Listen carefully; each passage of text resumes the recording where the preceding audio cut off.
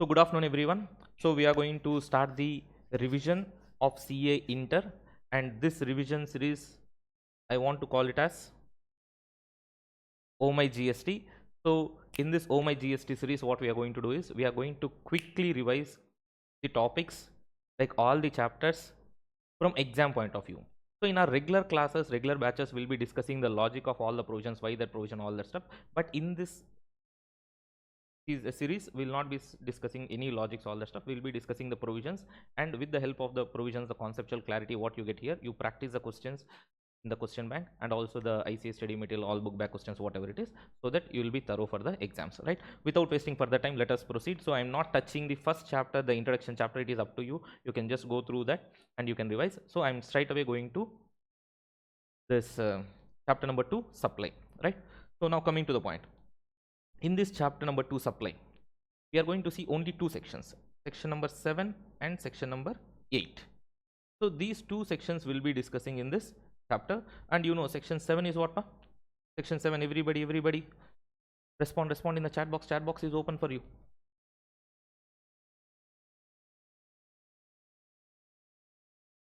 So in this video itself, we'll be discussing along with the amendments applicable for Jan25 exams, and also we'll have a separate video uploaded in YouTube also regarding the amendments, that also you can refer if you want, right? Fine. So now guys, listen.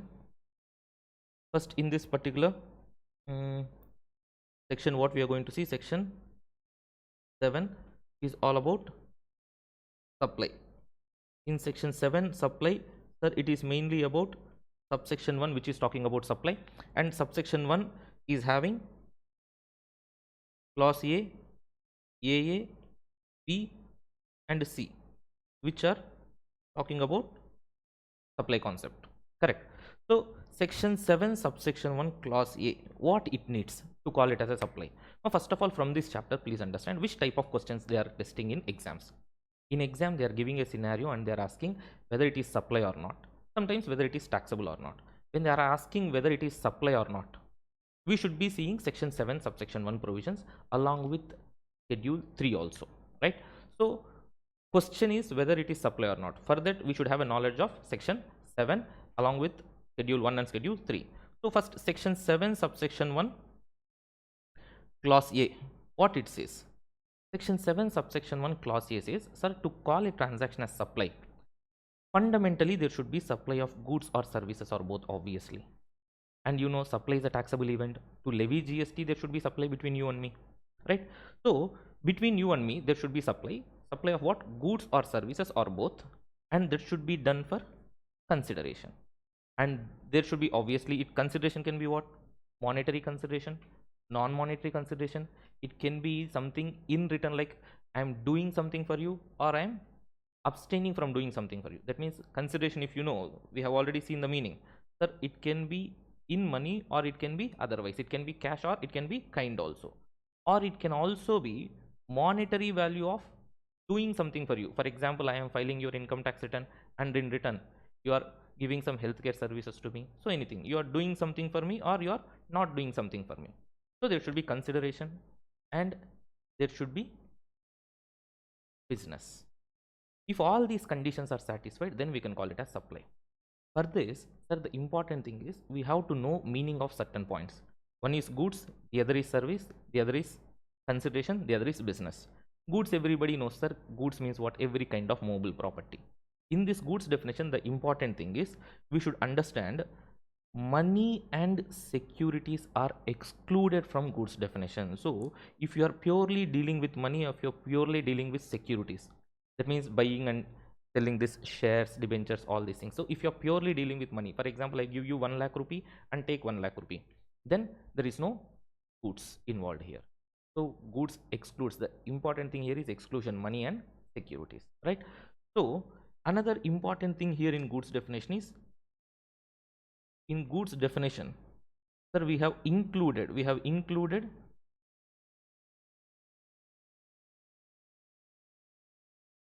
actionable claims. And if you remember, actionable claims, our whole agenda of adding actionable claims in the definition of goods is to tax lottery, betting, gambling kind of events. So that is why we have seen in schedule 3 also specified actionable claims. The whole agenda of adding actionable claims word in goods definition, I repeat, it is purely to tax lottery, betting, gambling, casinos, online money gaming and horse racing. These 6 activities only will be treated as supply of goods which are satisfying the word of actionable claim. Any other transaction which is satisfying the meaning of actionable claims will not be treated as supply because of schedule 3. Again in schedule 3, let us take that point right now. Just continue. Goods definition, simple one. Every movable property, even though it is attached to land, if you can separate it from the land. For example, see here, Mr. Pushparaj is selling 10,000 red sandalwood trees to Mr. Billa. Whether the trees are attached to land and forming part of land, yes, but still you are able to separate it from the land. You are able to separate it from the land. So obviously we call it as goods. Am I clear with that? So that is one story. Now, so goods definition, as we are discussing, goods means every kind of mobile property, even though it is attached to land, we call it as goods if you can separate it from the land, right? So now you tell me here, Mr. Hulk is selling Stark Towers to Dr. Strange. It is attached to land, but can you separate it from the land without destroying it? Unless, of course, even if Hulk is moving it also, he will destroy, he has to destroy it. So because it is immovable, even though it is attached to land, we cannot separate it, we cannot call it as goods, and we cannot call it as service also. Clear? Right. So that is what all about goods definition. Goods means every kind of mobile property, even though it is attached to land, if you can separate it, it is goods. And also it excludes mainly money and securities, but it includes actionable claims. If you see example, Mr. Ranbir is transferring 1 lakh equity shares to Ms. Krashmika, equity shares of Animal Private Limited for 25 lakhs. Please understand, this is purely transaction in securities. Transaction securities are neither goods nor services. Service definition also. Goods doesn't involve securities. So this transaction is not goods. Sir, service we cannot treat it as service. The law is service definition. If you remember, service definition says, service definition itself is starting with service means anything other than goods, other than money, other than security. That means, I repeat, money and securities are not included in goods also, not included in services also. Am I clear with that? So this is not at all a supply. So we write SOG, SOS. SOG means supply of goods, SOS means supply of services. So this transaction is neither supply of goods nor supply of service. Clear? So that is what the point, right? Next, imagine there is a stockbroker who is helping Mr. Ranbir. So she is connecting Ranbir and Krashmika like to sell the securities. So she is providing services as a stockbroker. Can I call it as supply? Yes, she is not selling any securities to Ranbir. She is not selling any money to Ranbir, or she is not doing anything like that related to, like, she is not giving money or she is not giving securities, but she is giving advisory services related to securities, or she is connecting the buyer and seller. That is supply of service. So please understand, money is not good, money is not service. Securities is not good, securities is not service. That doesn't mean that whatever related to money and securities, for example, I am giving advisory services related to whether you can buy certain securities or not. I am giving some documentation for buying their securities. Or you can take here, the sale of land is neither SOG nor SOS. That is neither supply of goods nor supply of service. That means it is not good, it is not service. But you tell me, if there is a real estate agent here, we have discussed in the class also, if you remember, Spider-Man is a real estate agent. That is why he is jumping from one building to another building. For what? To search whether there is to let boards or for sale boards are there, and any buildings are for sale or land for sale are there, he will be checking. So he is a real estate broker in this case, and he is charging 1% commission out of 100 crores. He is charging 1% commission. Is it goods? No. But is it service? Yes. Sir, land is not good, not service, sir. But whatever related to land is also not a good, not a service. We should not think like that. We should see that independently, right? So he is providing just advisory services, whether you can buy that land or not. He is providing some documentation charges. He is providing some legal services, anything. So we should see that independently. Land, yes, immovable. surrounding to land, whatever you are providing, that is also not a supplier? No sir, it is not like that. We should check that independently. Same way here also, securities is not, securities is not goods, securities is not service, but whatever related to securities, is it not service? We have to check that independently again. So surrounding this immovable things or securities, all that stuff, whatever you are providing, that we should check independently. So that is why here stockbroker activities are services, sir. Here they are not selling the securities. So that is what the concept. And as I told you, sir, anything attached to land and you are able to separate it, that is also goods and it is supply of goods. Suppose you take for example Urta Punjab National Bank Mumbai head office is transferring cash 250 crores to its Chennai branch. This is money. Money is not given in definition of goods. Money is not given in definition of services also.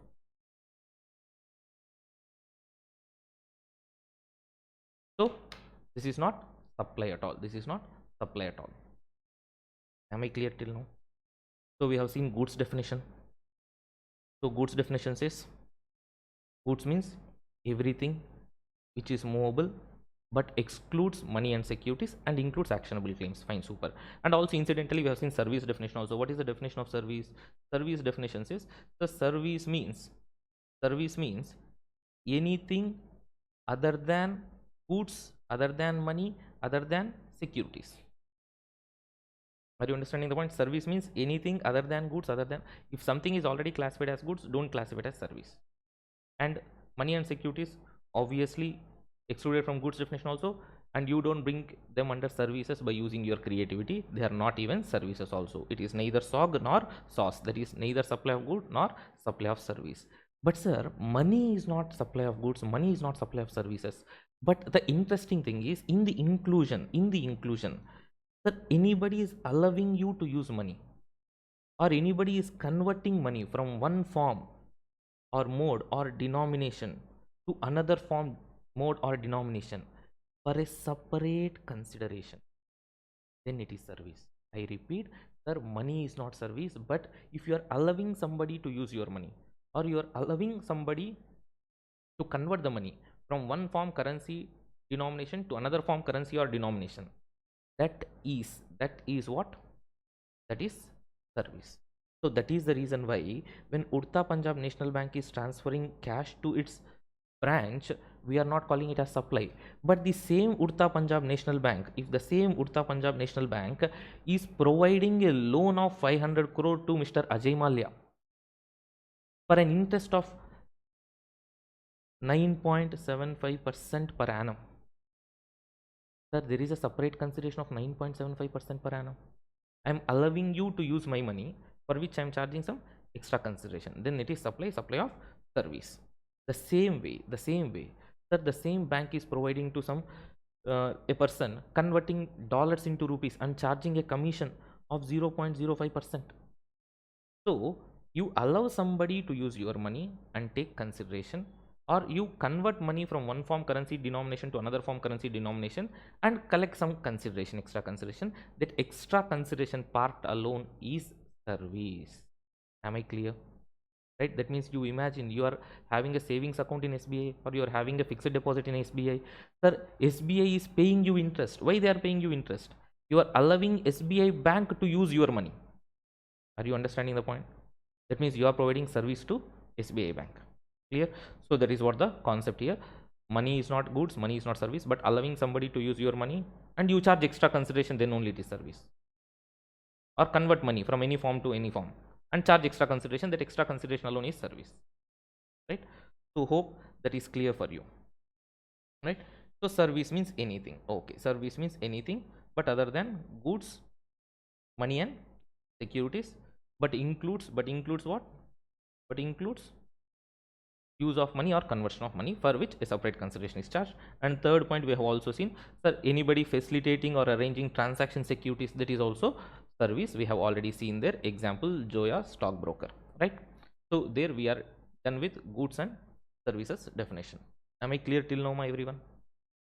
Now coming to the next one. Consideration. As we have already seen, consideration can be, sir, consideration can be monetary consideration also, it can be non-monetary consideration. And also I am doing something for you, sir, instead of paying money. So I am filing your income tax return and you are giving me healthcare services. So like this, agreeing to do something or agreeing not to do something is also taken as consideration, right? So that is the point. Apart from that, nothing else is relevant here. Let us not worry about that. And deposits, whenever we talk about any security deposits or refundable deposits, any kind of deposit, whether deposit is to be treated as consideration or not, deposit is to be treated as consideration or not, it purely depends upon the intention of the supplier. If the supplier intends to treat the deposit as consideration, then only that will be treated as consideration. Otherwise deposits will not be treated as consideration. That means, in simple words, if the deposit is a refundable deposit, he is not treating it as consideration, hence it is not a consideration, because he will refund you tomorrow or in future.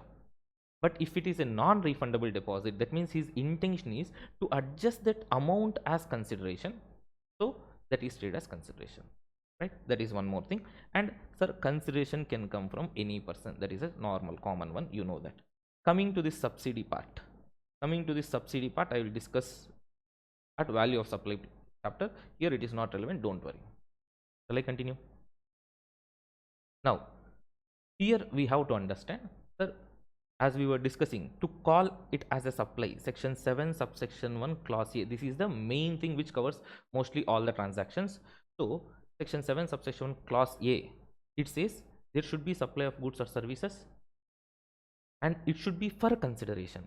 That means, understand, if something I am doing without consideration, can I call it as supply? No, obviously.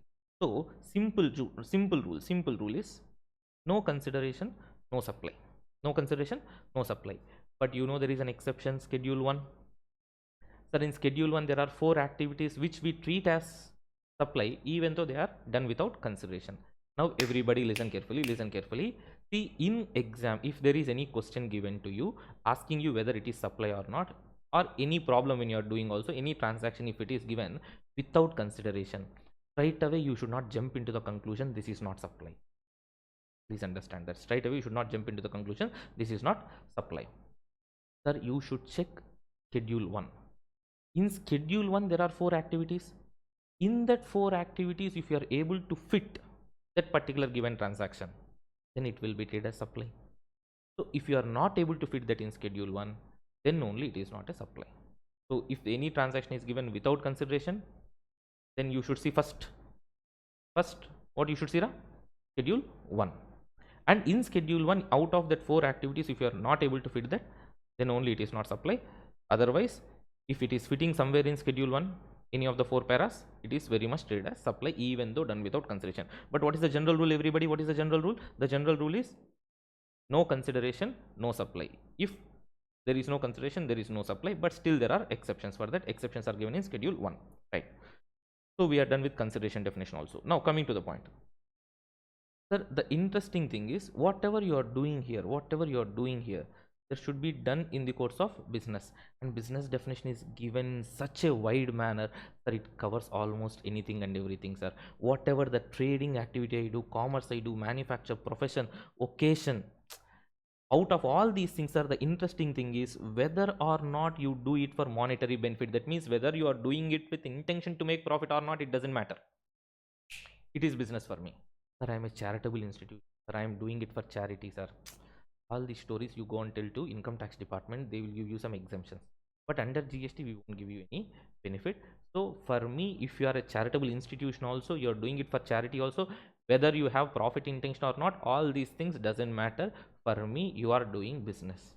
I am calling central government, state government, local authorities which are engaged as public authorities and doing their activities itself, I am calling as business. Then how will I leave you people? So business definition is so wide enough, it covers anything and everything except one activity. What is that except one activity? What is that one point? Except what you do, that is individuals in their personal capacity. That alone will not be treated as supply. Now see, for example, here I guess you are clear with business definition. First of all, the point is, sir, whatever you do is business, sir, whether you have an intention to make profit or not. I don't worry about the volumes or in what volume you are doing. And one more thing, not only your main activities, sir, whatever you do incidental or auxiliary to the main activities, That is also supply, sir. That is also supply. Am I clear? Now see, for example,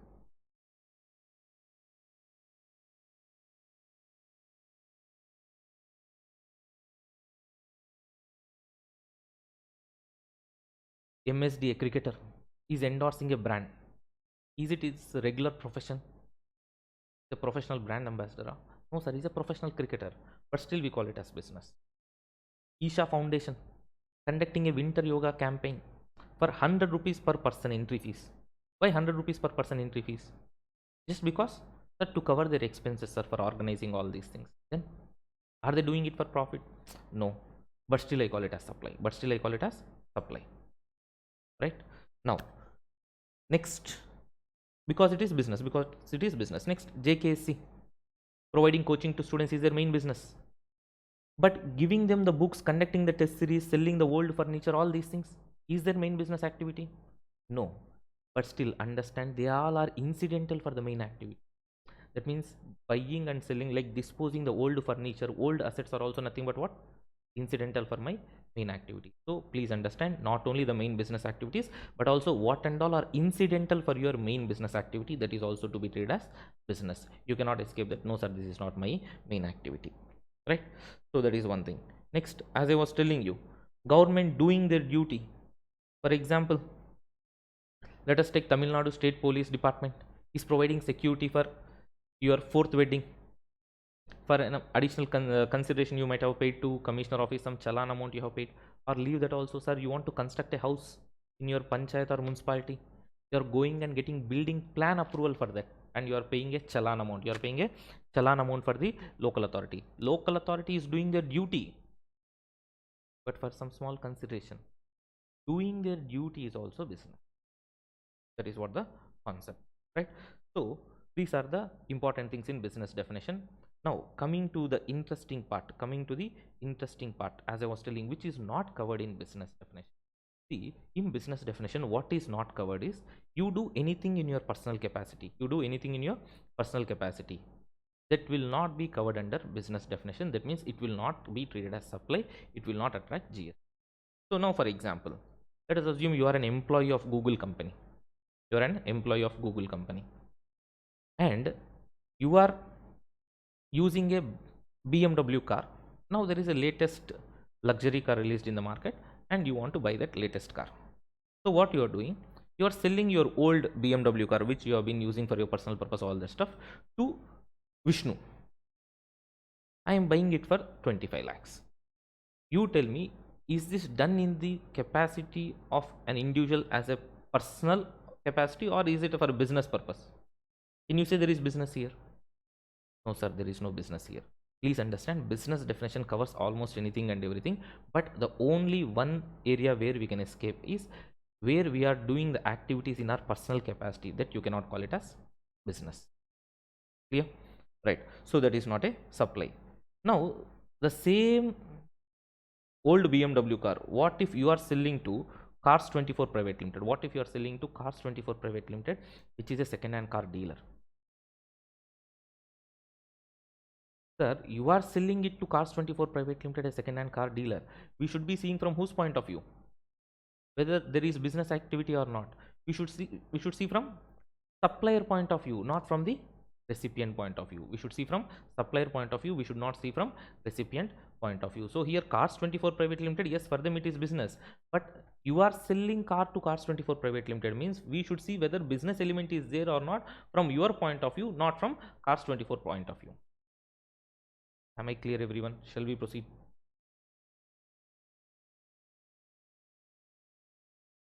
But if Cars24 Private Limited is selling that car to Vishnu, sir, for Cars24 Private Limited, selling the second hand cars is business only, no, sir? Then obviously it is supply only. Am I clear till now? Shall we continue, everyone? Respond in the chat box. See, first of all, understand, watch the video till the end. We will cover some small concepts also, important concepts also, amendments also, everything. But the only thing is you should watch it till the end, then only the purpose of revision will be fulfilled, right?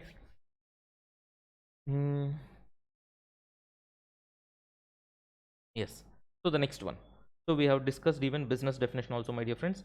I repeat, business definition is so wide enough. It covers almost anything and everything. Whether you do it for profit or not, still we call it as business. Whether you are doing it as your main activity or incidental activity, we call it as business.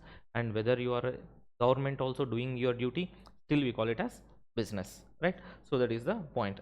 And whatever we do in our personal capacity, that we cannot call as business, so it will escape the ambit of business and it cannot be read as supply, and hence it is not GST. And one more thing, please understand here, sir, whether there is business element is there or not, we should see from whose point of view. Here in the law it is clearly given, in the supply shall be made by a person. Supply shall be made by a person.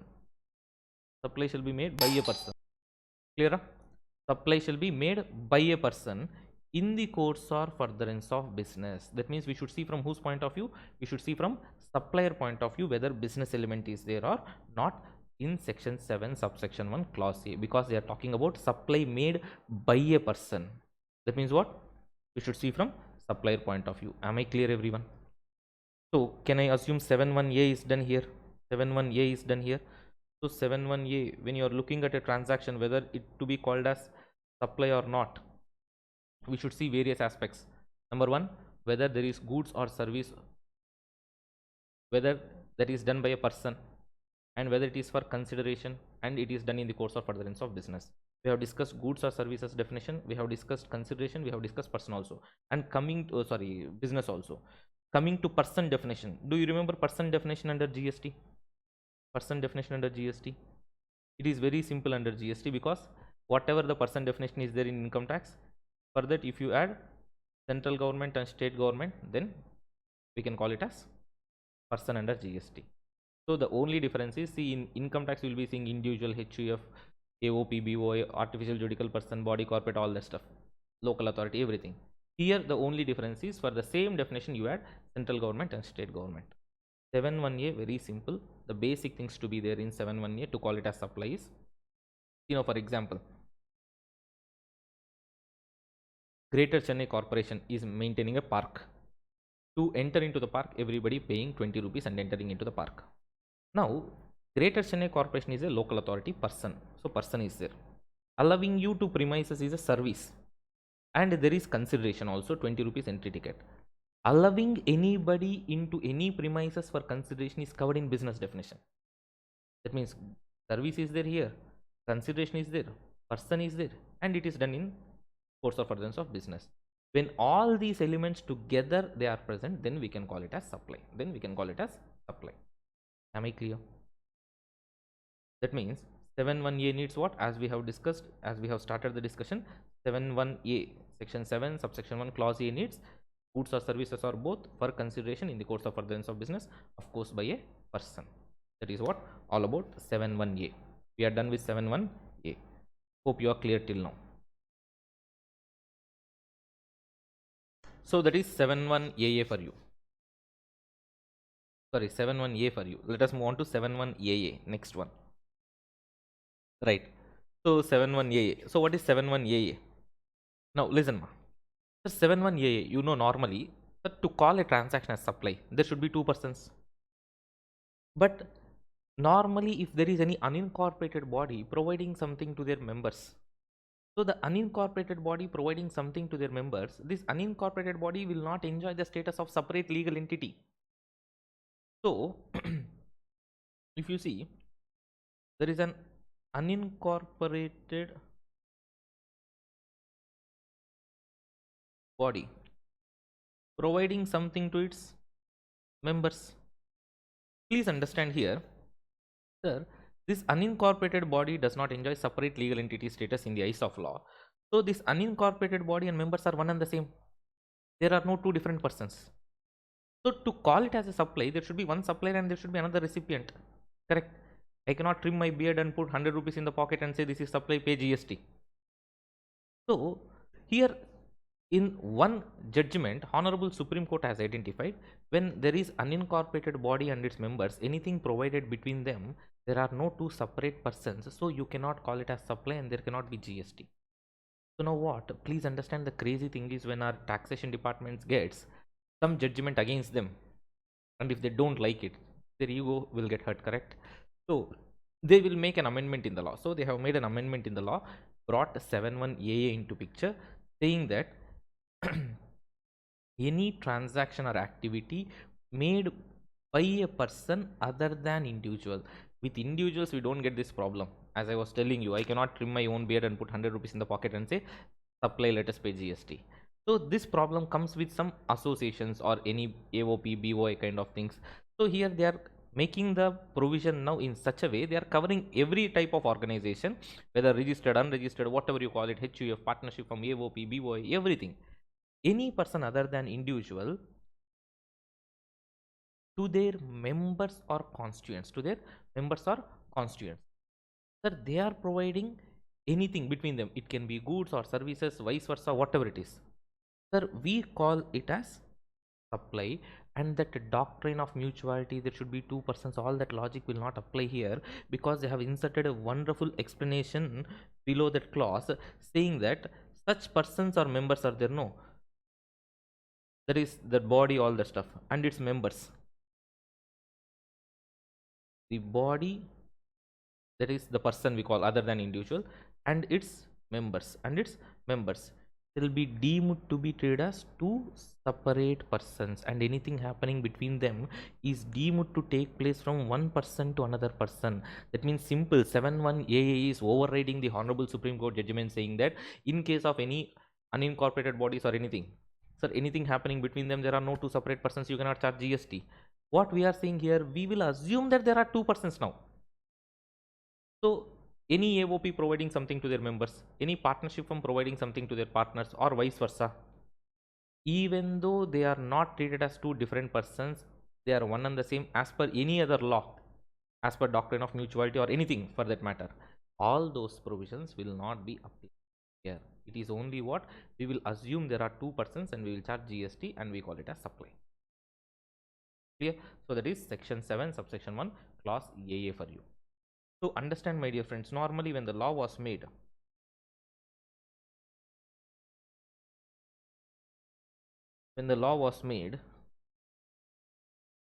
section 7 subsection 1 clause A, B and C were present, and later on through amendment what we did, we wanted to override the Honorable Supreme Court judgment and we brought a clause in middle, clause AA, right? So that is what the logic behind clause AA, and we have understood what is clause AA. Now you tell me, we are left out with what? Clause B and clause C. So what is clause B, what is clause C? Sir, clause B, and you know clause B says section 7 subsection 1 clause B, you know clause A needs business and consideration without any doubt to call it as a supply. But clause B says I am B, I don't want B, that is I don't want business. And clause C says I am C, I don't want C, that is consideration. That means, sir, clause A needs business and consideration, but clause B says I don't want B. That means this is an exception to business. This is an exception to business. What clause C says then? What clause C says then? I am C, I don't want C. That means this is an exception to consideration. This is how you can remember the clauses also. Clause A needs business and consideration, B and C for sure. Clause B needs just consideration, no need of business. Clause C says I need business but I need not have consideration. So clause B is an exception to business. Clause C is an exception to consideration. So what is clause B saying? Clause B is saying, sir, importation of services, if there is consideration, and whether or not it is in the course or furtherance of business, I don't care about that. Whether or not it is in the course or furtherance of business, I don't care about that, sir, it is supply.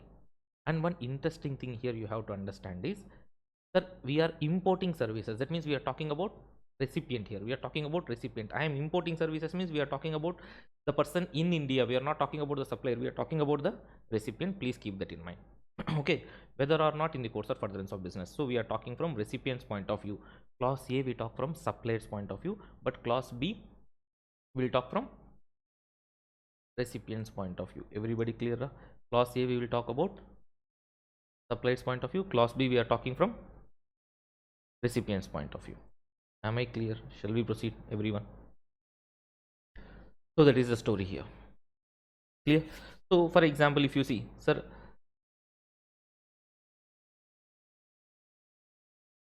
Mr. Sallu Khan is importing some services. How to remain as a bachelor for life from a lady called Miss Ivanka Trump from USA. Okay, she is providing advisory services to Sallu Khan, and she is charging 1 lakh US dollars. You tell me this is personal purpose. This personal purpose. But sir, there is consideration, no sir. Whether it is personal purpose or business purpose, we call it as supply. In September 2024 exams, in MCQ questions, there was something related to this concept. So, importation of service, if there is consideration, no matter whether it is business purpose or whether it is personal purpose. Here you see Donald Trump is giving some advisory services to Shah Rukh Khan for 10 lakh US dollars for business purpose. But sir, if there is consideration and if there is importation of service, I need not check whether it is business purpose or not. Whether it is for consideration or not, that's all. That is sufficient for me. If there is consideration, straight away blindly I can say this is supply. Am I clear, everyone? So with this we are done with 7.1b also. So what is 7.1b ma? 7.1b is importation of services for consideration whether or not in the course or furtherance of business, right? So that is 7.1b. Now coming to next one, 7.1c. 7.1c read along with schedule 1.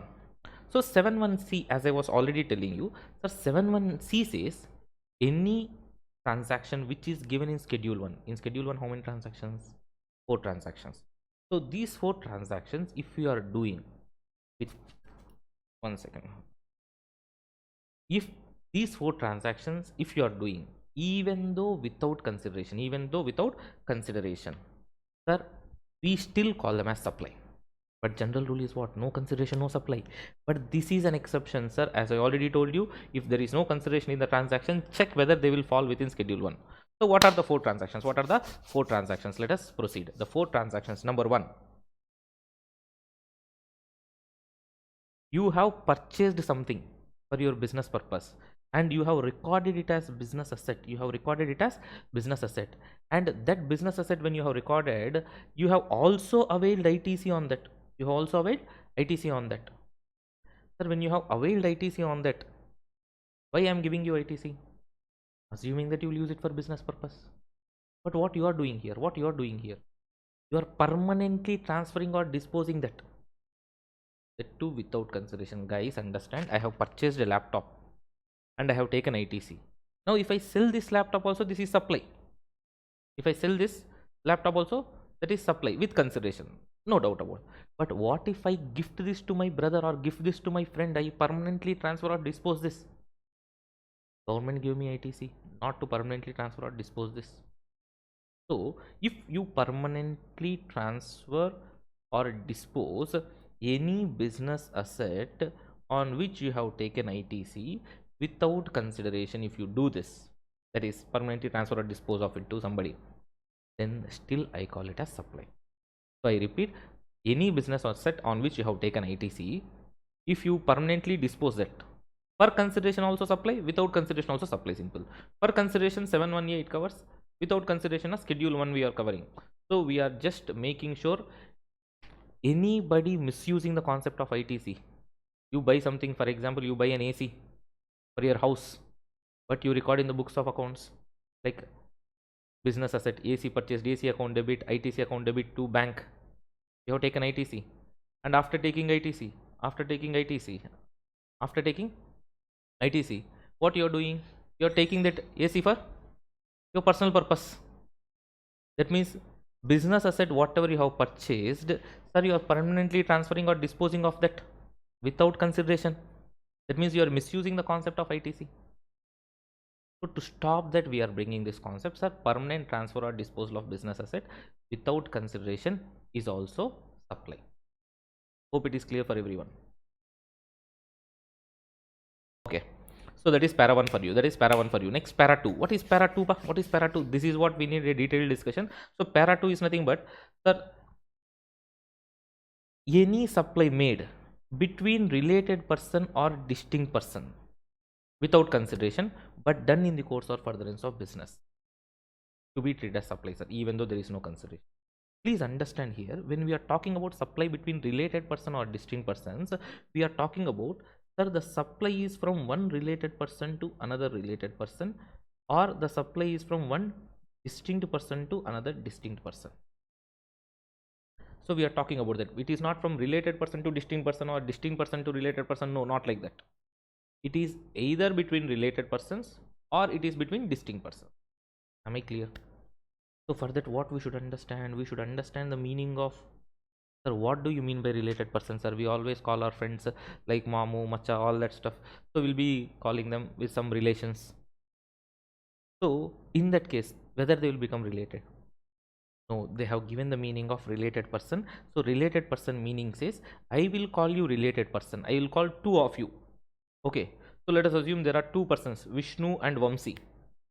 Sir, when we can call them as related person, Vishnu and Vamsi, sir, Vishnu is director or officer of Vamsi's business. Vamsi is director or officer of Vishnu's business. Then you can call Vishnu and Vamsi are related. Now please understand, related person means there are two persons. We are talking whether they are related or not. When they can be called as related, if they are officers or directors of one another's business, or they are partners in a business, they are legally recognized as partners. Let us assume VV and Co, we have a partnership. Vishnu and Vamsi are partners. Then Vishnu and Vamsi are related because they are legally recognized as partners. Are you understanding the point? Or, sir, I am the employer, you are the employee, you are my employee. Still we are called as related. Here regarding employer-employee, we'll have a detailed discussion again. So just mark it important because there is in-depth discussion on this employer-employee concept also. So now employer-employee can be called as related. Okay. Next, when you can call them as related two persons. Sir, here look at the fourth point. In fourth point, they are talking about any person. Imagine Vishnu, any person directly or indirectly owns, controls or holds 25% or more. What do you mean by that? Greater than or equal to 25% of outstanding voting stock or shares of both of them. That means Vishnu is holding 80% shares in Boys Private Limited, and also Vishnu is holding 30% of equity shares, 30% of equity shares in Girls Private Limited also. Boys Private Limited, Girls Private Limited are not having any single share between them. That means Boys Private Limited is not holding any shares in Girls Private Limited, Girls Private Limited is not holding any shares in Boys Private Limited. But sir, Vishnuvardhan is holding 80% here, Vishnuvardhan is holding 30% here. In both of them, I am holding greater than or equal to 25%. That means, can I say here, I enjoy or they enjoy a common owner? They enjoy a common owner. Can I say common ownership here? Because of that common ownership, now Boys Private Limited and Girls Private Limited are called as related. So in this point, there are not two parties, there are three parties. One fellow is holding 25% or more of the voting stock in both of them. So these both of them are becoming related. Simple. Okay. If you see, leave fifth point aside. If you see sixth point, what they are saying? Sixth point, they are saying both of them are directly controlled by third person. So fourth point is about ownership. Sixth point is about control. Control will come even through business agreements also. So control. Fourth point, common ownership. Sixth point, common control. Common control. Am I clear? Now, if you look at the fifth point, one of them directly or indirectly controls the other fellow. Best example, holding and subsidiary company. Holding company and subsidiary company. Sir, one of them directly controls the other. So they are related. So holding company, subsidiary company are called as related. Why are we discussing this meaning of related? If you remember still, sir, we are discussing the meaning of related because when you call them as related, anything happening between them is what? Without consideration also supply. Imagine holding company is having some stock, some raw material, sending it to the subsidiary company without consideration. We call it as supply, even though there is no consideration. Even though there is no consideration, we call it as supply. Am I clear, ma? So that is the relevance of related person, and of course together they directly or indirectly control a third person. See, that means what? The inverse triangle of sixth point. Earlier I was controlling boys private limited, I was controlling girls private limited, so they became related. Now boys private limited is also controlling me, girls private limited is also controlling me, so you both of them are becoming related now. So this is just an inverse triangle of the previous things. And if you are a sole agent or a sole distributor or sole concessionary of another person, I am manufacturing, let us assume furniture, and you all are distributors, but I have only one distributor, let us assume called Pawan. Sir, that one distributor, I have sole distributor, I have only one distributor called Mr. Pawan. So Pawan and Vishnu will become related because Vishnu is having only one single distributor. Imagine now, when whatever the stock I am manufacturing, sir, that stock I am just sending it to Pawan to sell it and bring money to me, and I am sending that stock without consideration. That is treated as supply. Are you understanding the point, ma? So these are the points of related person. So if that is the case, anything happening between you without consideration, then it is supply. But it should happen in the course or furtherance of business. One point which we have left here is members of the same family. So here, for the purpose of that, they have given definition of family. If you remember, sir, if you fit within the meaning of family definition and between you anything is happening without consideration in the course of furtherance of business, it is supply. Sir, what do you mean by family, sir? First of all, if you remember family definition says,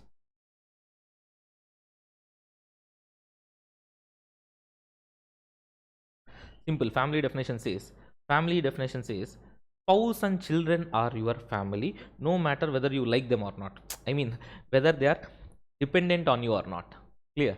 Spouse and children are always your family, but your parents, grandparents, brothers and sisters are your related only when they are your family only when they are wholly or mainly dependent on you. I repeat, spouse and children always they are your family, but parents, grandparents, brothers and sisters are your family only when they are wholly or mainly dependent on you. So please understand that. Now if you see the interesting point from my point of view, if you see the family definition, all that stuff, for me, my mother, so she is a parent, she is not wholly or mainly dependent on me. That means she is not my family, we are not related. Are you understanding the point? From my point of view, if you see, my mother is not my family because she is parent and she is not dependent on me. But if you see from my mother's point of view, for my mother I am the child, whether I am dependent on her or not, whether I am dependent on her or not, sir, I am her family because I am the child. So from my point of view, if you see family definition, my mother is not my family, but from my mother's point of view, if you see family definition, I am her family. That is something interesting you should keep in mind. And as I was telling, sir, let us assume there is a father who is buying a mobile phone and gifting to his son on Diwali. Can you call it as supply? Can you call it as supply? Because related person, father and son. So from father's point of view, son is related only, and father is buying a mobile for Diwali and giving it as gift to son, whether we call it as supply or not.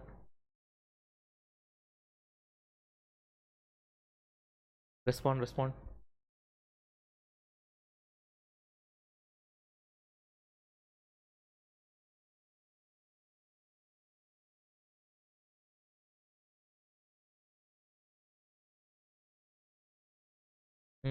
others, correct, Ra? Next, others respond. No, why? Because there is no business, itself, it is not done in the course or furtherance of business. It is not done in the course or furtherance of business. Am I clear? Everybody? So, if at all father is a distributor of mobiles and son is a retailer of mobiles, son is a retailer of mobiles, father is sending the stock to the son. The stock is sent by the father to the son. Whether it is supply or not, without consideration is sending. Yes, it is supply because it is done in the course or furtherance of business. It is done in the course or furtherance of business. So I repeat, you should satisfy the meaning of related, and also it should be done in the course or furtherance of business. Am I clear? Shall we proceed? And whatever the doubts you are getting now, like what while watching the lecture, etc., etc., please note down them separately, and you have my Insta ID, all that stuff, and number also. You just message me, I'll just clarify your doubts. Don't worry. Clear? Shall I continue?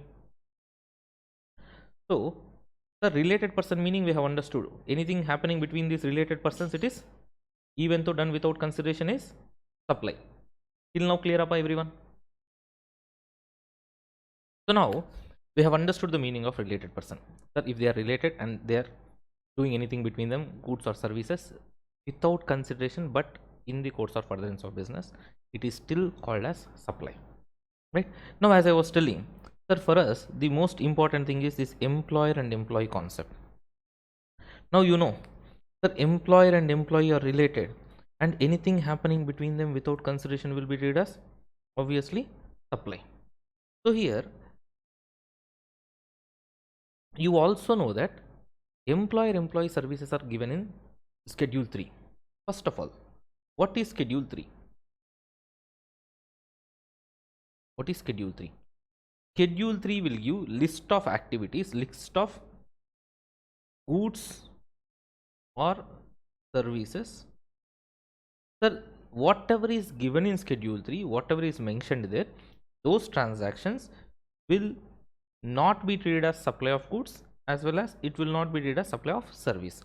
That means, I repeat, schedule 3 is a scenario where, sir, the supply definition is so wide enough, 7.1a is so enough that it almost covers anything and everything except whatever you do in your personal nature. So anything you do here is supply because the definition is so wide enough to cover. But government doesn't want to treat certain transactions as supply. So what the government did, sir, they have made the law in such a way, they have given one list, and in that list they have added all the transactions which they don't want to call as supply, and they have given name for that list as schedule 3. And that schedule 3, they said in the law, the transactions given in schedule 3 are not to be treated as supply of goods and also not to be treated as supply of services. They are neither SOG nor SOS. That is what the point, right? So whatever the transactions given in schedule 3 should not be treated as goods, should not be treated as services. That means it is not at all a supply. In schedule 3, if you remember, first entry itself is services provided by employee to the employer. So employee providing services to the employee in the course of employment contract is neither SOG nor SOS. That is neither supply of goods nor supply of service. That means, please understand, sir, I am joining in your company as an employee. I am providing my services to you. Yes, for that I am getting consideration, and I am a person. See, I am a person. I am providing services to you, and I am getting consideration. And also, sir, whatever any person is doing as a holder of an office, that means I am holding an office of internal auditor in your company, or I am holding an office that is a post of manager in your company and rendering my services. Any person holding a post or an office and providing his services is also given in business definition. Sorry. So in that case, it will very much satisfy the meaning of supply. And you imagine all the salaried employees has to take GST registration, file GST returns and pay GST. Is it possible? Of course, sir, it is not possible. Of course, it is not possible. So what the law says? Law says employee providing his services to the employer in the course of employment contract is neither SOG nor SOS. So if we analyze schedule 1, that related person meaning, and also schedule 3 together, we'll understand certain things. What are those now? Sir, employee and employer, between them, if you see, what is the work employee is doing? Sir, employee is doing the work which is mentioned in employment contract. For example, I am running a sole proprietor business and you have been appointed, you have been taken as my CFO. So you are the CFO of the business, of Vishnu's business, and I told you you should take care of all the finance related operations, etc., etc. For that I am paying you salary. I am paying you salary, and you know I am also paying you some perquisites. You have seen rent free unfurnished accommodation, rent free motor car, all that stuff. And sir, during Diwali or during New Year or during this monthly appraisals, etc., etc., I'm giving you some gifts, best employee of the month, or Diwali gift, New Year gift, like that. So here I'm also giving certain gifts to you. Please understand this salary and perquisites, whatever I'm paying you, is for the work you are doing. But this is mentioned in employment contract already. These things, salary and perquisites, are mentioned in employment contract already. So these are not treated as supply of goods, not treated as supply of service. It is neither SOG nor sauce. But sir, the gifts whatever I'm giving you, that monthly best, like maybe best employee of the month or Diwali gift, New Year gift, all that stuff, these are not mentioned in the employment contract. I mean the payment. I am giving you gift for what purpose, ra? As a charity, yeah. I want to retain the employees. In the course of furtherance of business only, I'm giving you certain gifts to motivate you to work further for the organization, for the betterment of the organization. I'm just motivating you. I'm giving you something. Employer is giving something to the employee. Employer and employer related person, if you remember. Employer is giving something without consideration to the employee in the course of furtherance of business only. Sir, this is nowhere covered, sir, in Schedule B. So this is supply. This is supply. I repeat, salary and perquisites, whatever we give to the employee. Employee is providing services. I am giving salary, I am giving perquisites. This is also mentioned in the offer letter. So simple, remember, sir, whatever is mentioned in the offer letter, that I will pay you basic, DA, HRA, bonus, rent free unfurnished accommodation, car, maid, housekeeping, gardener, all these things are neither SOG nor sauce, because they are already given in the offer letter as per our employment contract. And also you are providing the work as per that, not a supply at all. But I am giving you some, apart from this salary, apart from the perquisites, I am giving you something extra. That means it is not there in the employment contract. I am talking about the gifts, etc. I am giving to you. Sir, this I am giving to you, and these gifts I am giving to you to make sure I am retaining you. I am retaining you. Correct? So this is also done in the course of furtherance of business. So this is also what? Supply. So here there is a relaxation. Any gifts given, understand, gift is not defined in GST law. Okay. So they are saying any gifts given, aggregate value greater than 50,000 per month per employee is fully supply.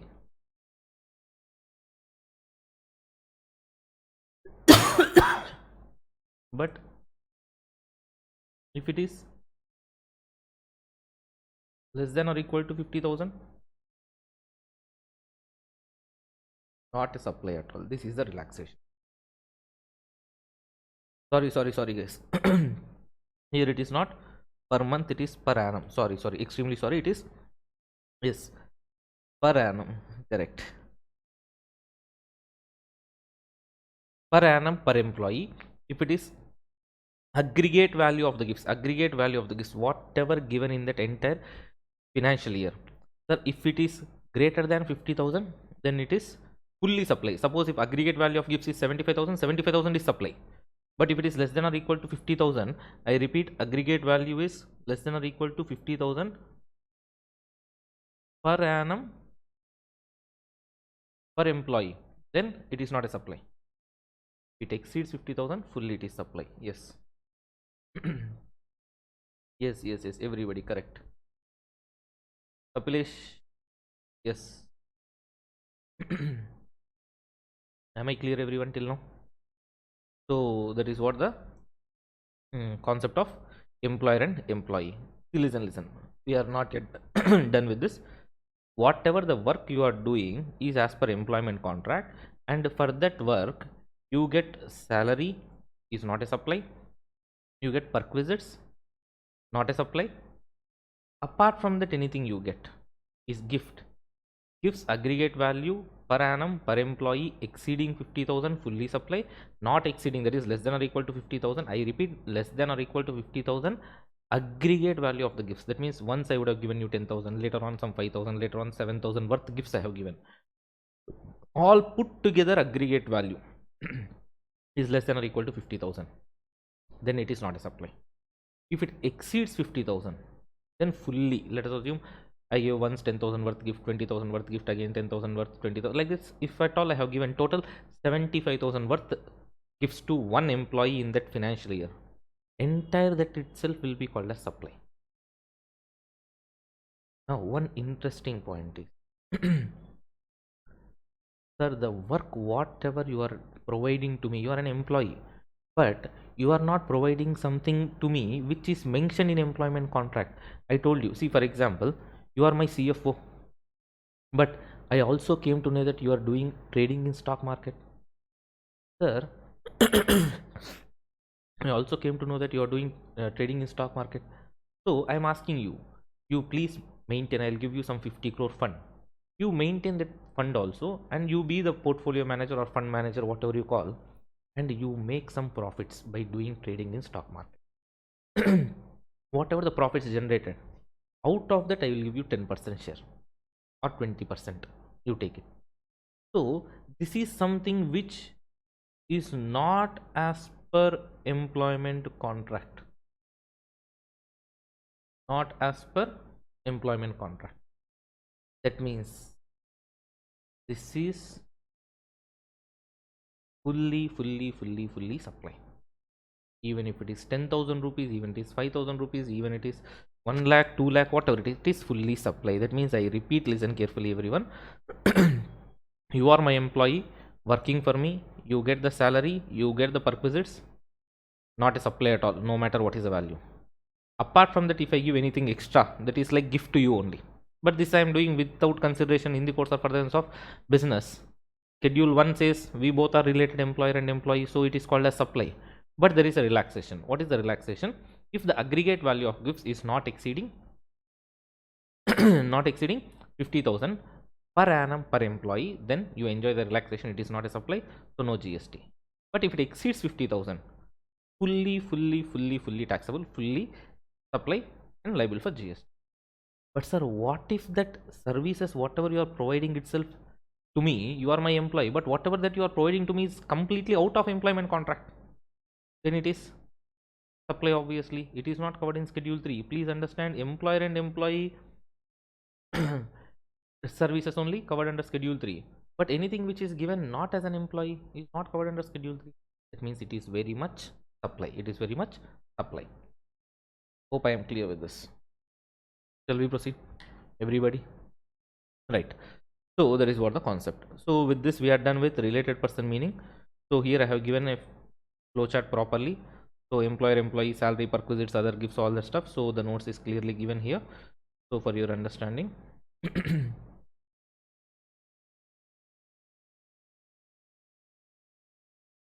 So this is the flowchart.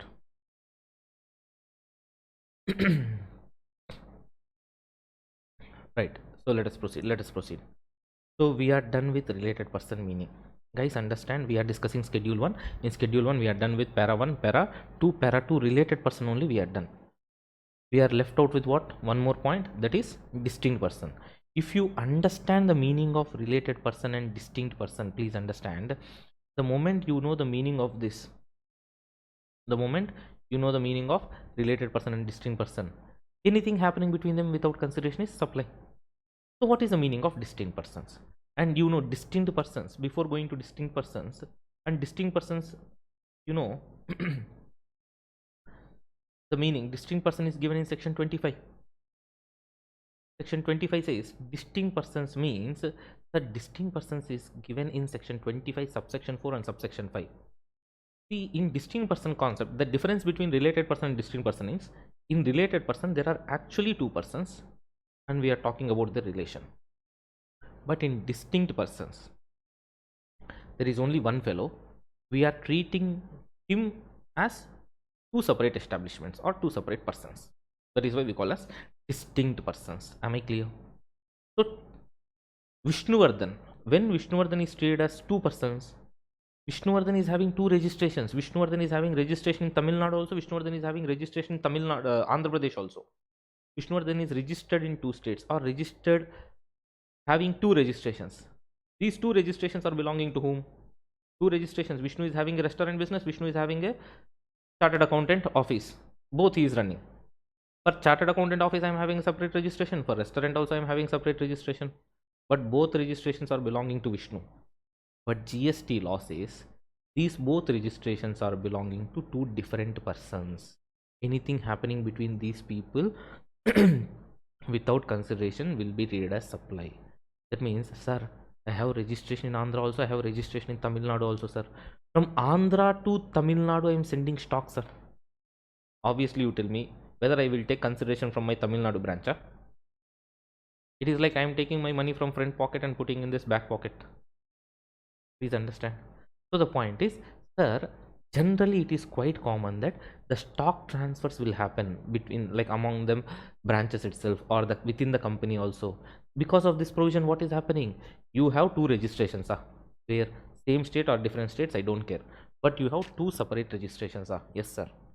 These two separate registrations, now I will not treat them as they are belonging to one person. I will treat them as they are belonging to two different persons. So whatever is happening between them without consideration, I will treat as supply. Are you understanding the point? I repeat, sir, I am having two registrations, sir. Same state or different state, that doesn't matter. Two different registrations I am having. Subsection 4 says, I am having two separate registrations, maybe in the same state, maybe in the different states. These two registrations, even though they are belonging to same person, we treat these two registrations are belonging to two distinct persons. So now anything happening between them obviously will happen without consideration. That also we call as supply now. That also we call as supply. Hope it is clear. And next one, the 25 subsection 5.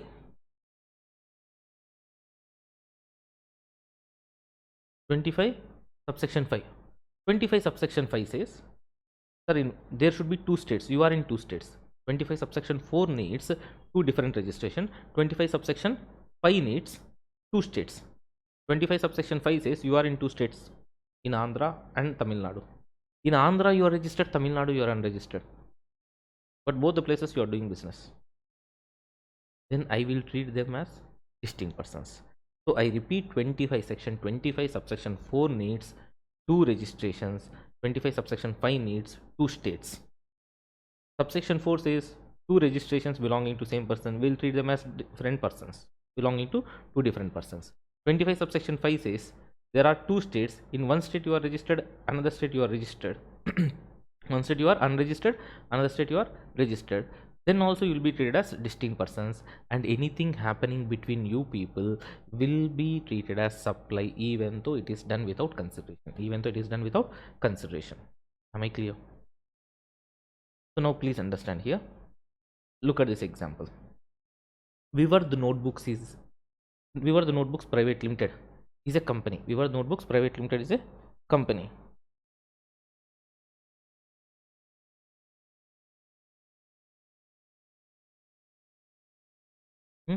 Vivar Notebooks is Private Limited is a company. One person. Sir, they are located in Chennai, Tamil Nadu, registered, and they are located in Andhra Pradesh, Tirupati, registered. And now the stock is being transferred from Chennai, Tamil Nadu to Tirupati, Andhra Pradesh without consideration. consideration. Now you tell me there are two registrations. 25 subsection 4 will come into picture. They are distinct persons. Anything happening between them without consideration is a supply. Are you understanding that? You see the second scenario here. Chennai, Coimbatore. We are in two places, but both are in Tamil Nadu only.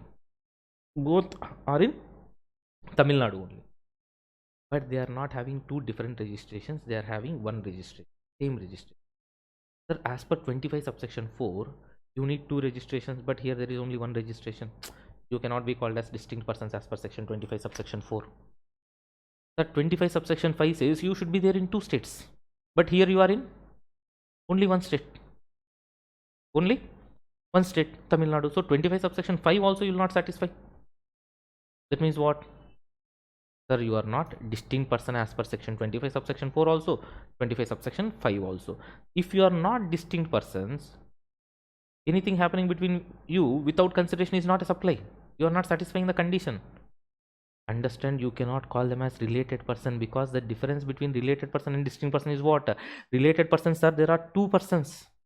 Here how many persons are there? Here only one fellow, Vivar the Notebooks Private Limited, one single company, no two persons. You cannot call them as related persons. And of course, distinct persons meaning also they are not satisfying. Without consideration, anything happening between them will not come within the scope of Schedule 1, Para 2. That means this cannot be called as supply. If you see case 3 here, same state, but two registrations. Tirupati, Vijayawada, both are in Andhra Pradesh, but both are having separate registrations. In that case, anything happening between them? Supply, because 25 subsection 4, they are distinct persons, two different registrations. Anything happening, their stock transfer without consideration is a supply. Clear? Next. Sir, situation 4, if you see here, Vijayawada, Andhra Pradesh registered, Trivandrum, Kerala unregistered, two states. One state registered, another state unregistered. Again, 25 subsection 4, no. 25 subsection 5. So 25 subsection 5, they are distinct persons. Anything happening between them without consideration is supply. Am I clear with that? So that is what the concept. Till now comfortable, everyone? Distinct persons we are clear. So that means we are done with Para 2 also. So everything notes is properly given right here. So distinct persons are, there is section 25 subsection 4, 25 subsection 5. So 25 subsection 4 needs two registrations, 25 subsection 5 needs two states. Okay, with all examples, everything we have clearly given here. So hope the discussion is clear for you, right? So we are done with Para 2, and of course this gifts, GST and gifts between employer-employee, all that stuff also we have discussed, and the relaxations also we have discussed. So we have seen this employer-employee concept along with Schedule 3 also we have discussed here. So hope that is clear for you. Next. Simple. Next, Para 3. What is Para 3, ma? Everyone, if you remember Para 3, what is Para 3? Para 3 is nothing but, sir, there is a principal and there is an agent. So from principal to agent, sir, goods are being supplied without consideration. Whether we call it a supply or not, we call it supply, sir, but only one condition is there, sir. One condition. What is the important condition? Na? Invoice should be raised by the agent to the customer in his own name. Then only the movement of goods between principal and agent is supply. You know, for example,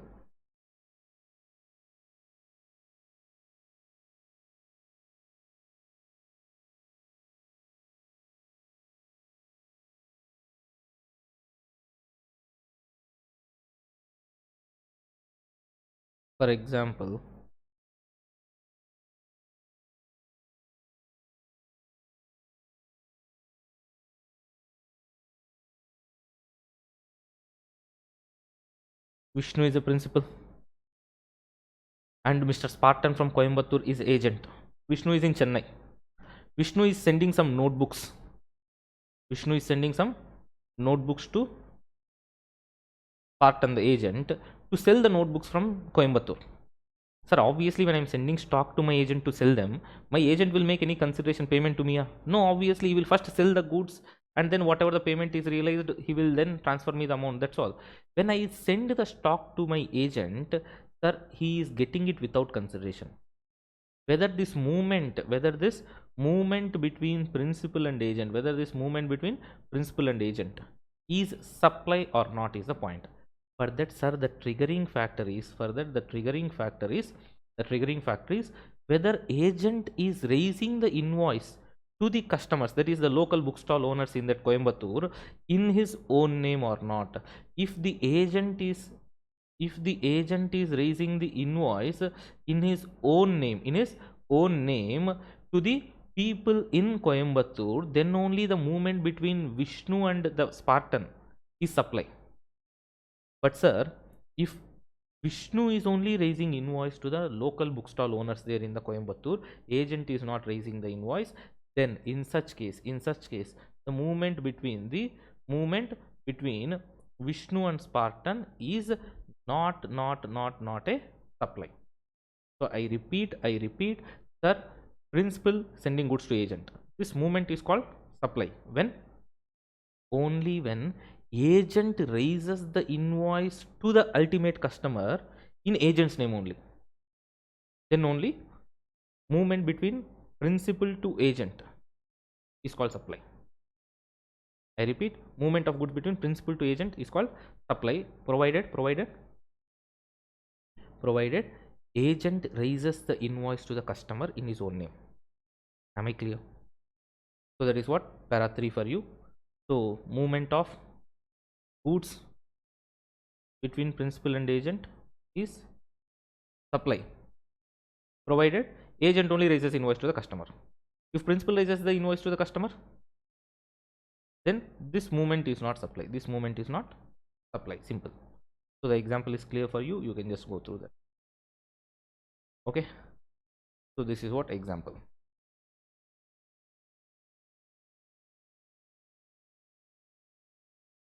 Hope we are done with para 3 also.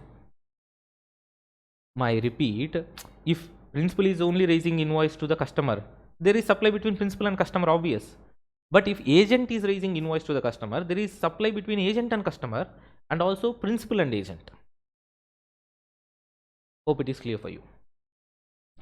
So we are done with para 3 also. So let us move on to para 4. So what is para 4? Para 4 is nothing but importation of services.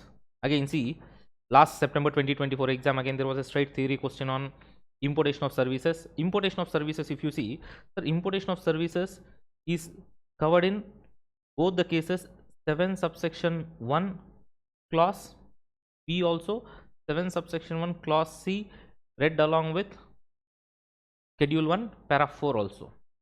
So if it is done with consideration, we should see 7(1)(b), and if it is done with consideration, guys, understand, I repeat, importation of service, whenever you see that, we should see from recipient's point of view, not from the supplier's point of view. Whenever we see importation of services, sir, we should see from recipient point of view, not supplier point of view. So first of all, if there is consideration, you need not worry about anything else. 7(1)(b) says it is supply. There was one MCQ question also regarding this, and there was one straight theory question also. So the same concept, September 2024 exam attempt. So I repeat, if there is importation of service, and if it is for consideration, sir, no matter whether it is for business purpose or personal purpose, it is straight away supply. We are not discussing whether it is taxable or not. We are discussing whether it is supply or not.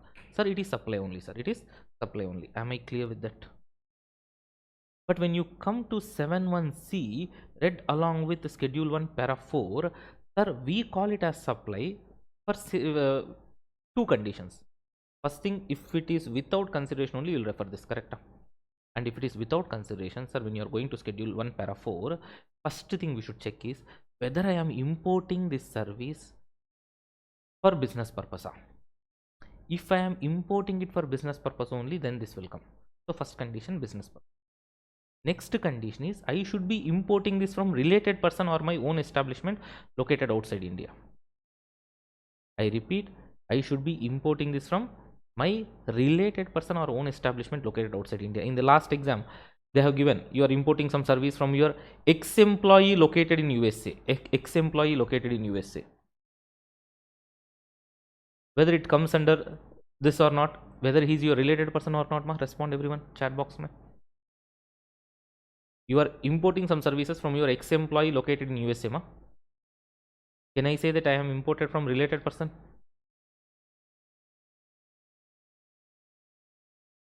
Everybody? Sir, related person meaning says employer and employee. That means current employee, not ex-employee. No matter how much you love your ex is your ex. That means not related anymore. That is the reason why we call it ex. Okay, not current. So the point is ex-employee is not a related person. So I repeat, if you are getting it without consideration, sir, it should be in the course or furtherance of business, and it should be from your related person or own establishment located outside India. Clear? If all these conditions satisfied, then only we can call it as supply. So importation of services, you should be clear with both these provisions. Shall I continue? Everyone. So hope this is clear for you. Now, if you see an example, see here in this example, Mahendra Bahubali, lawyer in USA, who is son of Devasena. Devasena is in India, mother. Mahendra Bahubali is a son in USA. He is a lawyer. Mahendra Bahubali is giving some legal advisory services to his mother regarding filing a divorce suit, and also regarding filing a suit against Mr. Balal Dev with respect to her business Maheshmati and Co. Here there are two services. One is related to her personal purpose, one is for her business purpose. First of all, sir, there is without consideration. Both are without consideration. Sir, whether Mahendra Bahubali is related person, we should see here related or not, from whose point of view. I was telling so many times, we should be seeing importation of service from whose point of view? From recipient's point of view, recipient's point of view, recipient's point of view. So we should see from Devasena's point of view whether Bahubali is related to her or not. I repeat, you should see from recipient's point of view, because we are talking about importation of services here. We should see from Devasena's point of view whether Bahubali is related. Yes, Bahubali is son of Devasena. Son is obviously related. So she is importing services without consideration from a related person located outside India. But sir, here in this case, she is importing for her personal purpose. So whatever she is importing for her personal purpose, you cannot call it as supply, because it is not schedule 1 para 4 condition. But sir, in this case, if you see the next case, she is importing the services for her business purpose only, sir. So importation of service without consideration for business purpose from related person, all the conditions are satisfied. Hence, it is supply for you. Hope it is clear. But if you look at this example, same story, just the characters changed. Kattappa, father of Devasena in USA. He is also a lawyer, providing legal advisory services, one for personal purpose, one for business purpose. So one for personal purpose, one for business purpose. But sir, whatever is used for business, then it only supply. But here one interesting point what we have to see is, sir, importation of services without consideration is happening. But we should see what? We should see whether Kattappa is related to Devasena or not. Sir, Kattappa is related to Devasena or not? How do you see? You see from Devasena's point of view. Sir, Devasena, for Devasena, Kattappa is a father in USA. Father means parent. Parent is your relative. Parent is your family member only when they are wholly or mainly dependent on you. When Kattappa father is lawyer in USA, how he is dependent on Devasena? That means from Devasena's point of view, Kattappa is not a family member. That means he is not related. He is importing service without consideration, but she is importing from a person who is not related. So no matter whether it is for personal purpose or business purpose, sir, it is not a supply. That is one interesting scenario. There was one past exam question also on this. but not of course Bahubali Kattappa names, but there were some different names, all the stuff. They have given brother and sister related question. So that way you should be focusing whether related or not or whatever. When you see importation of service, all the conditions you should be seeing from recipient's point of view, not from the supplier's point of view. Generally we should see from supplier's point of view. Generally we should see from supplier's point of view. But in case of importation of service, from recipient's point of view, that is what schedule 1 all about. So I repeat, we are done with schedule 1. So section 7 we have completed subsection 1 along with schedule 1 also. Schedule 1 4 paras, we have covered 4 paras. First one, permanent transfer or disposal of business asset on which ITC was availed. Number 2, supply between related person and distinct persons. We have seen related person meaning also, distinct person meaning also. Para 3, supply between principal and agent. Para 4, importation of services again. So we have covered schedule 1. So without wasting much time, let us move on to schedule 2. If you remember schedule 2, what is schedule 2? Schedule 2 is nothing but, sir, if something is treated as supply, whether we should treat it as supply of goods or supply of service is what the concept. If something is treated as supply, whether it should be treated as supply of goods or supply of service is what given in schedule 2. In that you can manage the things there in schedule 2. So I am not touching greatly schedule 2. I will just focus on this building.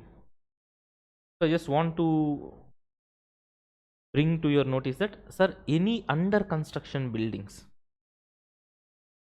if you are buying, it is supply of service. If it is fully constructed, fully completed, then it is neither SOG nor SOS. So here the triggering factor is the completion certificate. Completion certificate if you are having. After the completion certificate, if anybody comes and make full payment, guys, I repeat, in schedule 2 I will just touch 1, this building activity. Number 2, there is a clarification that I will touch. These 2 things I will discuss in this. Remaining things you can manage. Now, so first coming to the point, schedule 2. In schedule 2, sir, whether the transaction to be treated as supply of goods or supply of service, in that one interesting or important one is, if you are buying an apartments, under construction apartments or flats, if you are paying advance booking amount, all that stuff, and you are buying that, whether it is supply or not, please understand, you just imagine there is an apartment under construction. You are going and paying some advance, a small token advance. That means what? You are appointing that fellow to construct your house. That means he is going to provide you services. Sir, construction fully over, sir. How you know construction fully over? Sir, because there is completion certificate, sir. We got a completion certificate from the competent authority. Okay, that completion certificate is there, sir. That means building is fully ready, ready-made building. Now you are going and buying it. You never paid any advance, you never did any advance booking. You are going after completion certificate and you are paying the full amount. That means you are buying a ready-made building which is not movable, which is neither good nor service. That is what even schedule 3 we see. The sale of building is neither SOG nor SOS, except in this case. What is that case? If completion certificate is given, after that if you make full payment, it is neither SOG nor SOS. But before completion certificate, if you pay 1 rupee advance also, the entire transaction will become supply. Now see for example,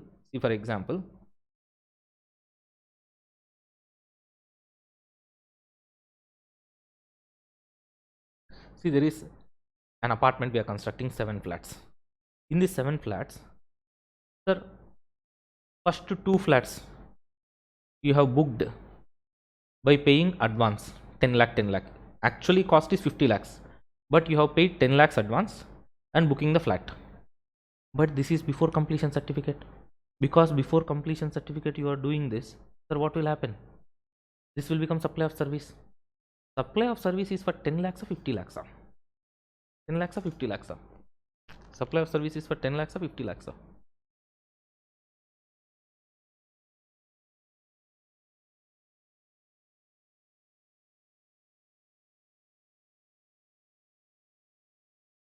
Supply of service is for 10 lakhs or 50 lakhs.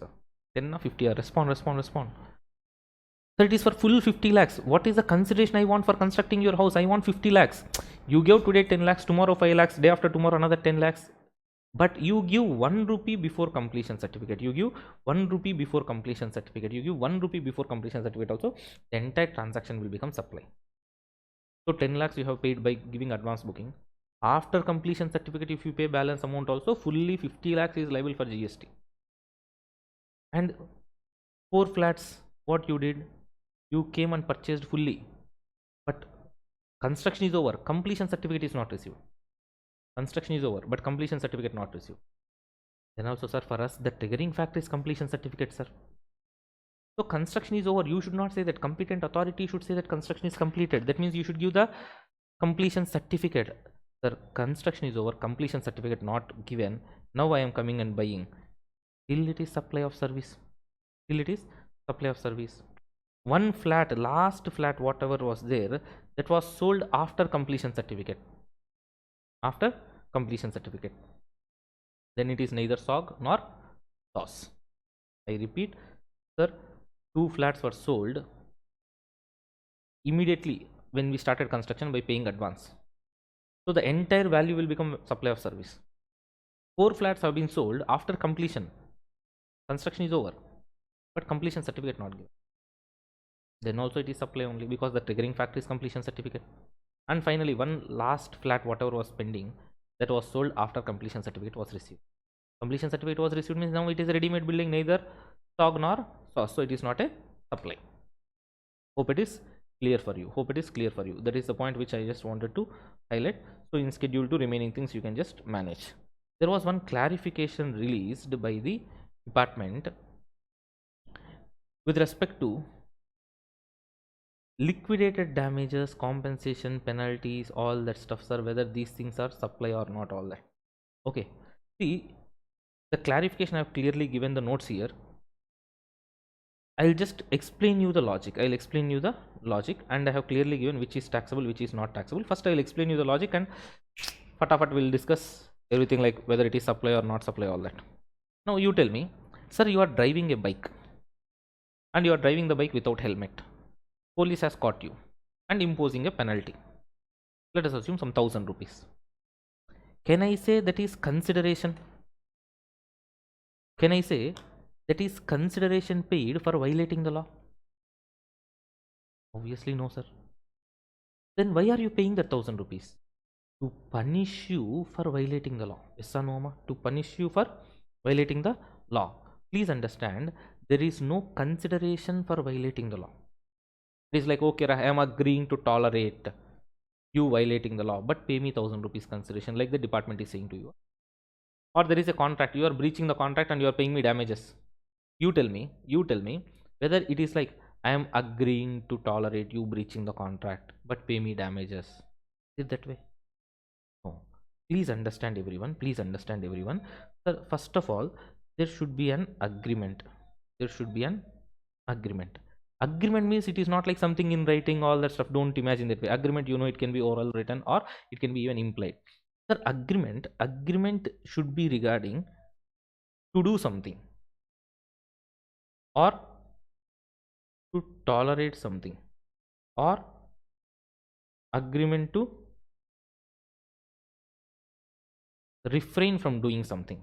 That means I am agreeing to do something for you, I am agreeing to take lecture for you, I am agreeing to tolerate you people putting up some shop in front of my shop, footpath, all that stuff, for common payment. I am agreeing you to put up your stall, all that stuff, or roadside food counter, something like that, food court, something like that. Or I am agreeing to refrain. Refrain means stop myself. I am agreeing not to join the competitor for some consideration. So like this, I am agreeing to do something, I am agreeing to tolerate something, I am agreeing to refrain from doing something. And also for that, what I need?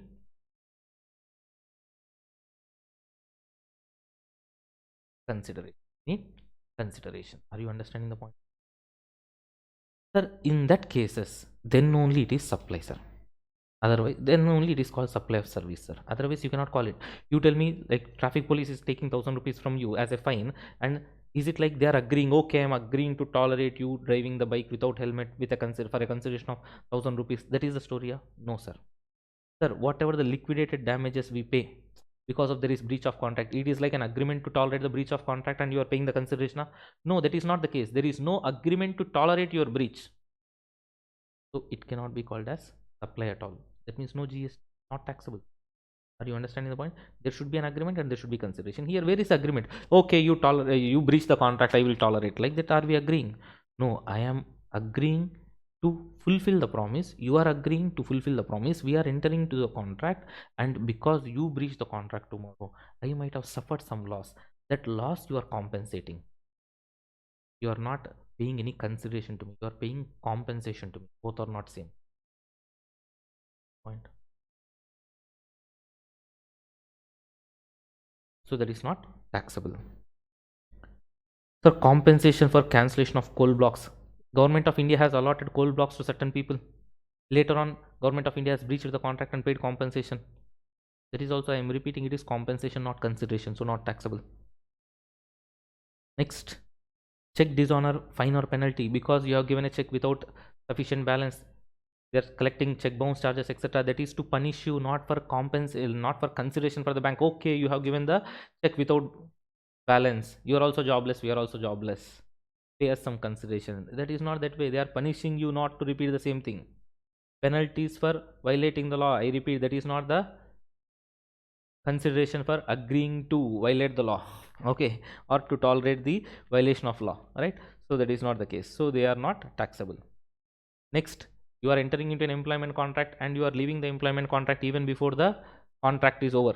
Let us assume you are joining the job for 2 years employment. You have signed the bond. Before 2 years you are leaving. For that you are making the payment. So we are forfeiting your salary. That is to punish non-serious employees. Not like employer is okay, you leave the job, no problem, I will hire another fellow, I will train him and I will like make him ready perfectly. For that I will incur some loss, all that stuff, no problem, you leave, but pay me some consideration. Like that we are agreeing, huh? No, we are punishing the non-serious employees. So that is not consideration. That is again what? Punishment or compensation, whatever you call. See, the logic is simple. Is it compensation or is it punishing somebody? That is not consideration for tolerating something. Clear? So it is not a supply at all. That means there is no GST. There should be consideration for me because I am tolerating something, or there should be consideration for me because I am agreeing not to do something. Clear? Next, fixed charges for power, electricity charges, right? If you see, minimum charges they will give for you. For example, you are not there in your house for 3 months, you have locked the house. At least for the 3 months, monthly 150 rupees minimum balance you will pay. You know that? At least minimum balance you will pay like 150 something like that. Sir, that is the minimum fixed charges paid. What about that, whether it is taxable or not? Sir, that is not, we are punishing you, we are not punishing you for not using this much electricity. At least no, for giving you at least 100 units, I want this 150 rupees consider. It is not like I am punishing you, you have used only 20 units, still pay 150 rupees. No, it is not like that. For me, standard price is 100 units 150 rupees. Beyond that, whatever you use, pay extra, that's all. That is consideration. But these electricity charges are exempt under GST. So obviously whatever the fixed charges or whatever are there, they're exempt from GST. I repeat, minimum charges collected, minimum fixed charge and variable per unit charge, both are consideration for providing you electricity, which is exempt under GST. Clear? And that minimum fixed charge is not punishment or penalty I'm imposing on you not using this minimum electricity. This consideration I want. Minimum use 100 units, or minimum you pay me 150 rupees and use up to 100 units, whatever you want. Beyond 100 units if you use, you pay me extra amount. Simple. Right? So that is what about fixed charges for power. Next,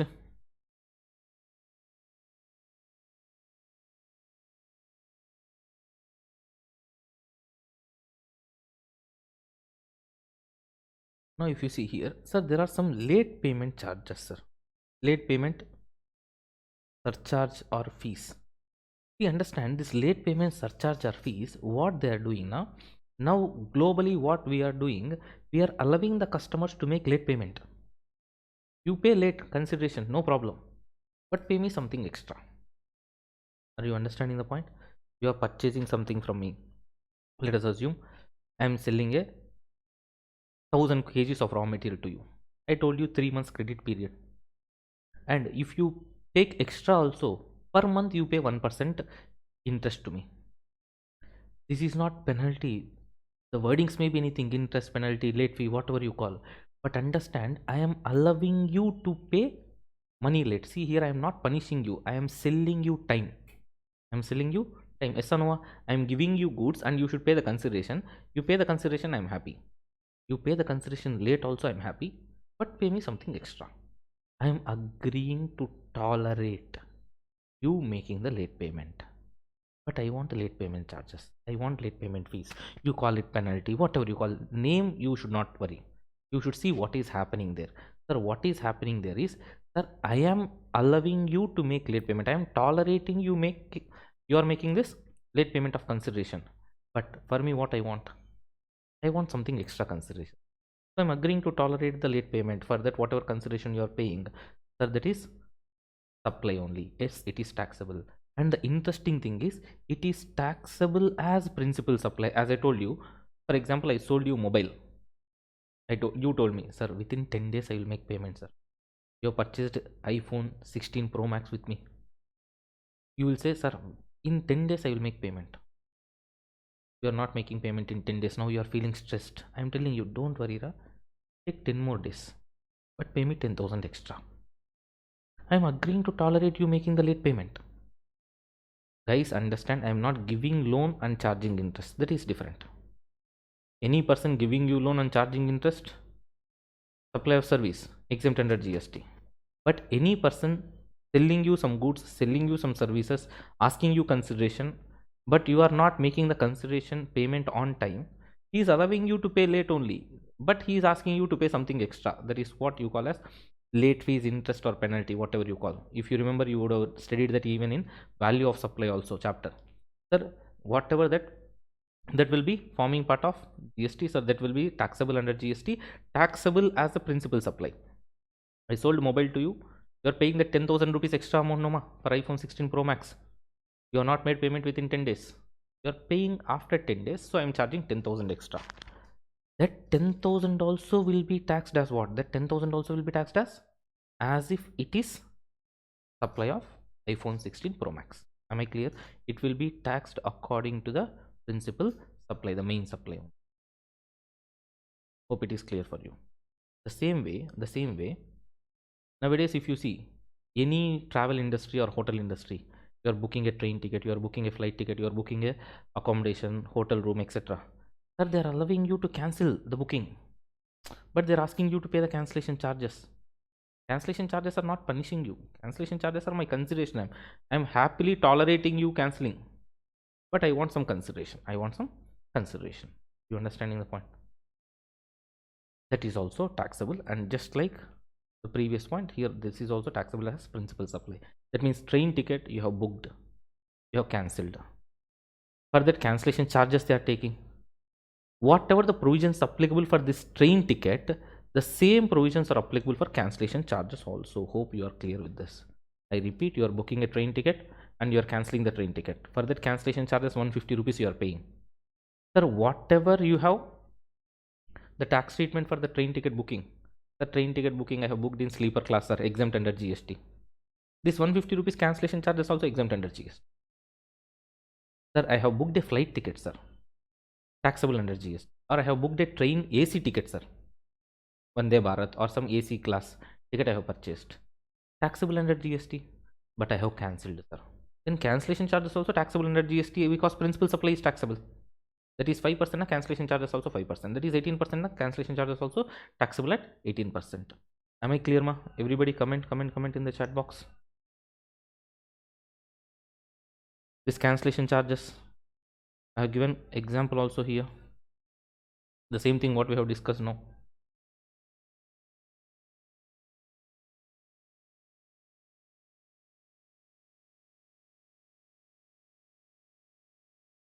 Right. So that is what the point. And finally, sir, the forfeiture or earnest money by a seller in case of breach of an agreement to sell. Same like this, you are violating the employment contract. Same that way. For example, I am selling land to you. You paid advance, token advance. You said, sir, you will get registered in 30 days or 3 months. That means balance you should bring the amount and you should get the registration done. You don't have money and you are not coming for registration. What will I do now? I will forfeit that advance, token advance. Is that token advance consideration for me to tolerate you not making the payment? I don't want to tolerate you not making the payment, not getting registered. I want to sell my land somehow or the other. Here I am putting this concept of token advance and I am forfeiting it if you are not getting it registered within the fixed time, because I want to punish the non-serious buyers. Clear? So this is not consideration you are giving to me for tolerating you breaching the contract or breaching the sale agreement. Clear? So this is also not a supply, not taxable. I repeat, simple. The summary is what? The summary is, sir, to do something or to refrain, that is to not to do from something or to tolerate something, there should be consideration. There should be consideration. Clear? Am I clear? If there is consideration, then it is supply. If you are, see, for example, if it is for compensation, if it is as compensation, or if it is penalty, or if it is for, or we can just say in simple words, compensation, or if it is punishment, in these cases it is not supply at all. Am I clear? This is not supply at all. So with this we are done with section 7. Section 7 along with schedule 1 and 2. Schedule 3 alone is pending. Let us finish schedule 3 also. Hope till now you are comfortable, clear. So let us move on to schedule 3. What is schedule 3 pa everyone? I repeat, we have seen section 7 subsection 1 what is supply, then we have seen schedule 1 what is supply even without consideration, then we have seen schedule 2, and the important clarification in that only I have discussed. Schedule 2 is nothing but whether the supply should be treated as either supply of goods or supply of service, and we have seen some latest clarification or circular. Latest means not very latest, some 2 years old, back to 2022 clarification this is, but still a good one and important one for you. Now coming to schedule 3, as I have already told you, certain transaction government doesn't want to be treated as supply, but still they are satisfying the meaning of supply. So what we are doing, we are bringing them under schedule 3, saying that these transactions are neither supply of goods nor supply of services. Am I clear? So that is what the concept. What are the transactions? Simple. So we have already seen this, and you remember, whenever you are answering a question regarding supply, sir, you should also be having a thorough knowledge about schedule 3 also. So now what are given in schedule 3? Sir, employee providing his services to employer, sir, in the course of employment contract is not at all a supply, even though it is satisfying entire section 7 subsection 1 provisions, but still we don't call it as supply because it is given in schedule 3. Am I clear? And here the interesting thing is, sir, anything provided which is not in the course of employment contract, which is on principal to principal basis, right? Employer and employee, normally what is the relation between them, principal and agent, employer and employee. I repeat, employer and employee, generally the relation is principal and agent. But if anything is done between them on principal to principal basis, then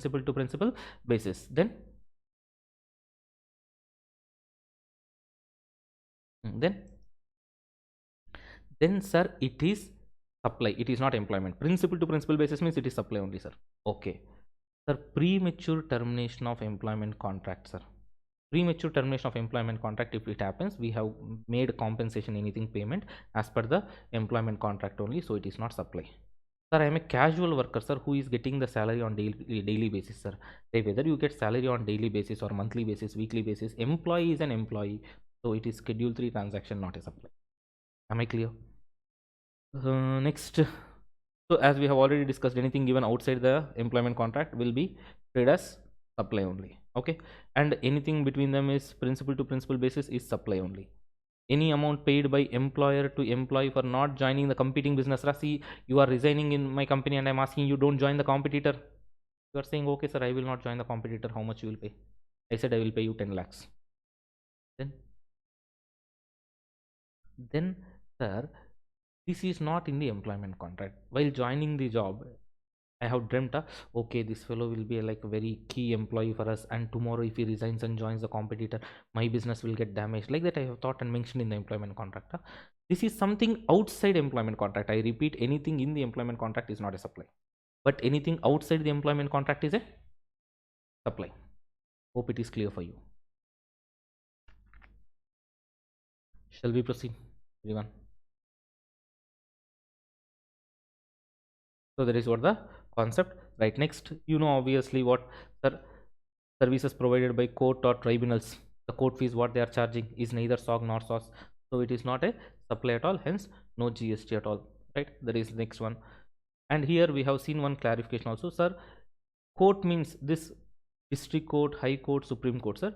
And they have also said consumer dispute redressal commission, which is actually not satisfying the definition of tribunal, but still it is having all the characteristics of tribunal, and the department has clarified this is also not liable to GST. This is neither SOG nor SOS.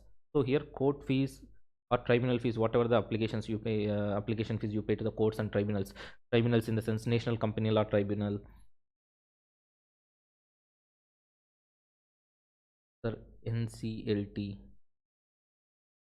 ITAT, so GST tribunal, all these things, sir. The application fees what you pay to these people are neither SOG nor SOS. Hope it is clear for you. Right, next, next, if you remember, so para 3 again it is having 3 points. One is MLAs, MPs, members of panchayat, municipalities or local authorities. If you remember, we have discussed in the class, sir, it is, I can say, politicians with power. The MLA, MPs, all these people are drawing their salaries, remuneration. You cannot say they are employees of public, so they are not covered in the, under first entry here in schedule 3. And whatever the remuneration we are paying to them, it is their duty, their responsibility, they are fulfilling, they are satisfying supply definition, but we don't want to charge GST on them, don't trouble the trouble. Okay, so the point is, sir, we are bringing them under schedule 3. Whatever the remuneration they are taking is neither SOG nor SOS. Not only that, any person who is holding the post in pursuance of the provisions of constitution, like President of India, Vice President, Chief Justice of India, Prime Minister, Chief Minister, like this, these positions if you are holding which are as per the provisions of constitution, and you get some remuneration there, that is also neither SOG nor SOS. And not only that, sir, if you remember, chairperson, member or a director, any person acting as a chairperson, member or a director of a government body, simple government body, if you are acting as a chairperson, member or a director of a government body, that means which is established by central government, state government, local authority, in that cases the services provided by you is a supply. Now please understand, if you are a chairperson, member or a director and also the employee of the organization, you are already covered in entry 1 here. Are you understanding the point? If you're already a chairperson, member or a director of a body, and you are an employee there actually, because of that you got the directorship, because of that you became the chairman or the chairperson, whatever it is, then you are already covered under employer-employee relationship. So you're already covered under entry 1 of schedule 3, so it is neither SOG nor SOS. If you are not an employee, then you are covered.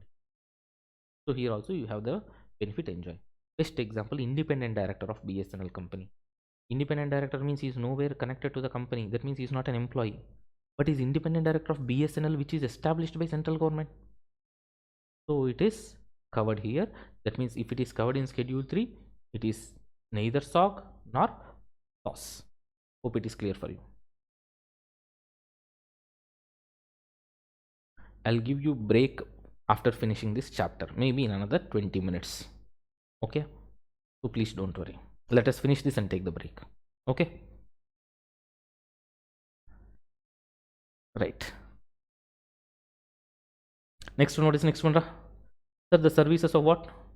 Funeral, burial, crematorium or mortuary, including transportation of deceased. If you remember, we have discussed in the class, sir, RIP services.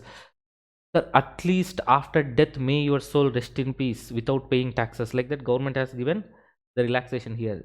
These are neither SOG nor SOS. Guys, understand, these are not exemptions. You cannot say these things are exempt. These are not at all taxable because they are not at all supply. Only if it is supply, it is taxable, then you can give exemption. These things are not at all supply. No, you cannot call it as supply itself.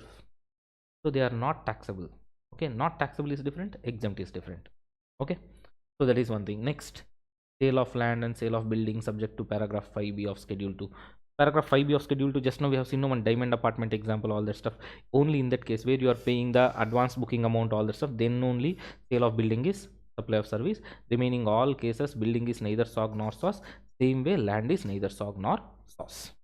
Okay, actionable claims I have already discussed in the beginning itself, goods definition. Sir, actionable claim is neither SOG nor SOS, sir. But other than specified actionable claims, that means only lottery, betting, gambling, casinos, online money gaming, and horse racing, these are only supply. Any other actionable claim, see for example, unsecured loans, unsecured debentures, bills of exchange, promissory notes, bank guarantee, fixed deposit receipts, arrears of rents, all these are examples for actionable claims satisfying the meaning of actionable claims. But still but still, sir, only specified actionable claims are treated as supply. Anything else, any other actionable claim is covered under schedule 3. It is neither SOG nor SOS. Am I clear till now? So these are activities which are there in your schedule 3, which are neither SOG nor SOS. Am I clear? So let us proceed. With this we are done with schedule 3 also, and of course in schedule 3 through the power which is available to central government in section 7 subsection 2 clause B, they have released certain notification saying these things are not supply. In that, panchayat and municipalities, for them, as we already know, sir, article 243G and 243W, sir, article 243G and 243W are giving some responsibilities to panchayat and municipality. Those responsibilities not only panchayat or municipality, sir, but even though it is performed if it is performed by central government, state government also.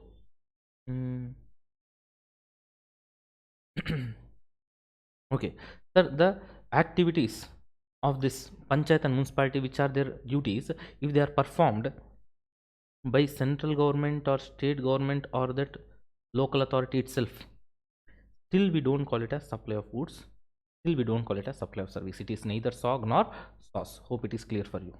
I repeat, panchayat and municipalities doing their duty which is entrusted to them under article 243W and G of the constitution, and charging some consideration. As I told you initially, sir, I want to construct my house and I am getting the building plan approval from the local authority, paying some consideration. They are doing their duty, business only, it is supply only, but still we don't want to charge GST on that. We don't want to call it supply only, so we are bringing them under neither SOG nor SOS list. That is the next one. Next, alcoholic liquor license. Sir, liquor itself is outside the ambit of GST, and alcoholic liquor license, what the state governments give, the state governments will give liquor license to the people to run the bars, etc., etc. So that is also neither SOG nor SOS. But this relaxation is only for liquor license, sir. This is not applicable. This is not applicable for any other license like mining rights, natural resources, or spectrum license, all these things. Further, this relaxation is not applicable, and they are very much taxable under GST. They are very much taxable under. Hope it is clear for you.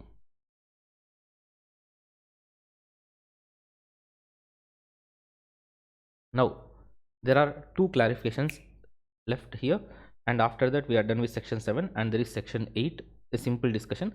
After that, there are some clarifications which we have to discuss, and out of these clarifications there are some latest clarifications which are amendments also, and with that we will discuss and finish this chapter. That is what the next agenda, so please be attentive for some time.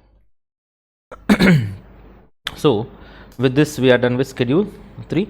So actually there are two clarifications here. One clarification is regarding Pagadi system. So there is a system called Pagadi system where people will be leasing out their properties and registering that document. Sir, the doubt was, we are leasing the properties and registering the documents, paying stamp duty, registration charges, all the stuff, whether GST is applicable or not. Whether you pay registration charges or stamp duty, it doesn't matter. Understand, you are leasing the properties. Allowing somebody to use the immovable property, supply of service, so it is liable for GST. So yes, it is liable for GST, no matter whether you have paid stamp duty and registration charges or not.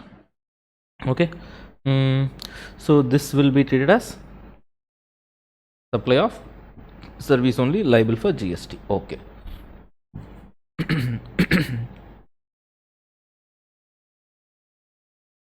Liable for GST. Okay. Next one.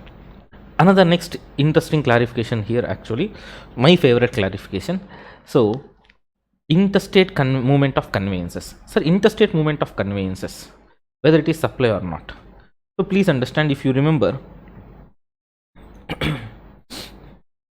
one second, ma. So if you understand, what is this concept all about now? Sir, there is, imagine a travel company, let us assume Orange Travels in Chennai, Tamil Nadu, and also Orange Travels, Hyderabad, Telangana registered. Normally there is a bus transporting the passengers from Chennai to Hyderabad, Hyderabad to Chennai, same way. Here the doubt is, sir, passenger transportation is supply of service liable for GST. But the point is, these two persons are distinct persons. Everybody, are you clear with that? Distinct persons as per section 25 subsection 4. And while transporting the passengers, see, the interesting thing is, while transporting the passengers, a good called bus, this bus is being moved from one distinct person to another distinct person. Yes or no? This bus is being moved from one distinct person to another distinct person. That means, can I say supply of goods between distinct persons, schedule 1, and that too without consideration? You tell me, Orange Travels in Chennai will give money for the bus coming from Hyderabad to Chennai? We are not discussing about transportation of passengers. We are not discussing about transportation of goods. We are not discussing about repairs and maintenance. But sir, when you are transporting the passengers, when you are transporting the goods, when you are sending vehicles for repairs and maintenance from one state to another state, from one distinct person to another distinct person, there is a movement of goods is happening. Movement of these vehicles is happening, correct? So this vehicle movement from one state to another state, from one distinct person to another distinct person, will satisfy schedule 1 para 2, supply of goods between distinct persons. Whether that movement of conveyance, we are not talking about transportation of goods and passengers, we are talking about movement of that conveyance from one distinct person to another distinct person, movement of that bus from one distinct person to another distinct person, whether it is supply or not. If you make this as supply, please understand, what about Indian Railways train moving from one state to another state? How many trains, how many flights, how many aircrafts, how many buses, how many lorries? So they have clarified, sir, movement of bus, movement of train, movement of aircraft. Why it is happening, sir? Because they are transporting passengers. Transporting passengers is supply. But for transporting the passengers, this bus is moving, no, that is not supply. Transporting goods is supply. But for transporting the goods, this lorry is moving, no, from one distinct person to another distinct person, that is not supply. Sir, for repairs and maintenance is supply, sir. But for repairing and maintaining it, sir, I am sending my vehicles from one state to another state. Maybe I am close to the border, sending it to the repair shop or a mechanic in the another state. So distinct persons. There, the movement of vehicles is happening for transporting the goods, for transporting the passengers, for repairs and maintenance. That movement is not a supply. That movement is not a supply. Am I clear? So that is what the concept.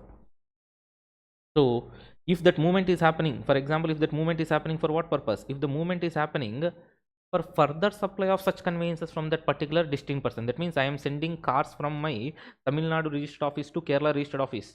Why? Because I will sell the cars from Kerala. That means if the movement is just for transporting the goods, just for transporting the passengers, no problem. But if the movement is for supplying that vehicles, further supply of such vehicles, then it is supply only. That movement is a supply only. I repeat, I am sending my vehicles from my one distinct person, one registration to another registration. Why I am moving them? I am moving them while transporting the passengers, transporting the goods. Then this movement is not supply. I am moving them for what purpose? To sell them from another state or from another registered entity. Then this movement is supply. Hope it is clear. Shall I continue? Everybody clear?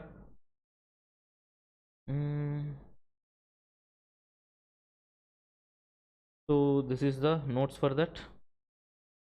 Hope it is clear for you. So that clarification is also over. Next, let us move on to the next one. So we are done with that clarifications. So the same logic applies not only for the vehicles but also for the spare parts also, sir. The rigs, tools and all, and the spares. So for that also the same logic, the same notification clarification applicable, equally applicable, right? So that is what the concept.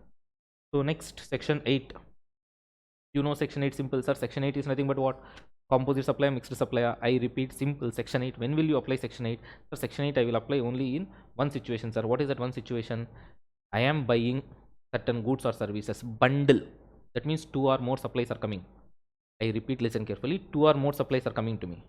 That entire bundle I am getting only for one single price. Guys, listen carefully. Listen carefully. Sir,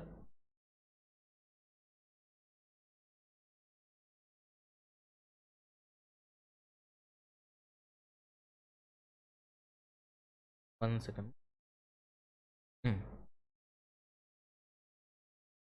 I am getting bundle of supplies. Two or more supplies for one single price. I am getting them all for one single price. In that case, two or more. Okay.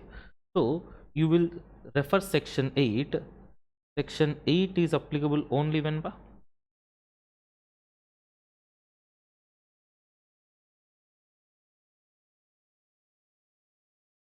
applicable only when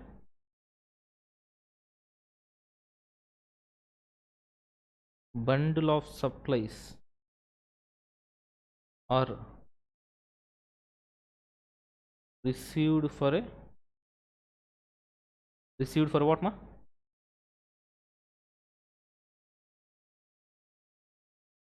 Single price. Single price. That means you don't know the breakup. If you know the breakup, you need not go for section 8. If you know the breakup, you just assume you are going to supermarket buying everything individually.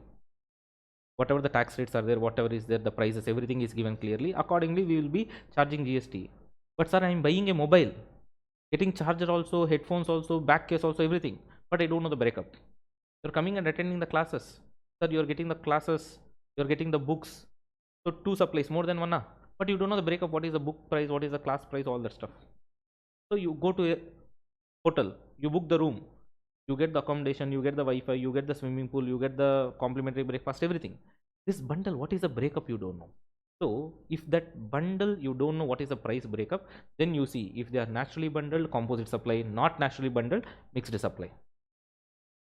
Naturally bundled na, you call it as composite supply. Out of that bundle, what is the predominant supply? That is, what is the principal supply that you identify? Entire transaction will be treated as supply of such principal supply. That means you go to hotel accommodation, booking a room. What is the predominant supply? Sir, they are naturally bundled in the ordinary course of business. Predominant element is hotel accommodation room. So the entire consideration, whatever you pay, will be treated as accommodation services. GST will be charged accordingly. But if they are not naturally bundled, for example, you are buying a surf excel powder and getting a bucket free, or you are buying a hair oil, they say face wash free. They may say free, but according to us in GST, what it is, sir, I am paying one price, sir. I don't know the breakup. For this one price, I am getting more than one supply, sir. That means two or more supplies I am getting, sir. Then, if they are not naturally bundled, identify the supply which attracts highest rate of tax, and you tax accordingly, right? So that is what the concept. So I repeat, just look at this. Just look at this, sir. Composite supply. Sir, what we will do?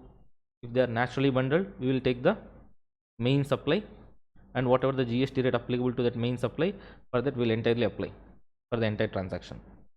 Sir, if it is mixed supply, what we will do? The entire value of supply we will take as the supply which is attracting highest rate of tax. No, sir, in other cases, that means if separate consideration is indicated against each supply, then section 8 itself will not come. Composite supply, mixed supply, all this nonsense will not come. Sir, at respective rates applicable to that supply, you charge it and close it, sir. Simple. Clear? That is what the concept. Section 8. So simple one, you can revise it. My help is not required here. And hope if you have already read that, revision is obviously over now.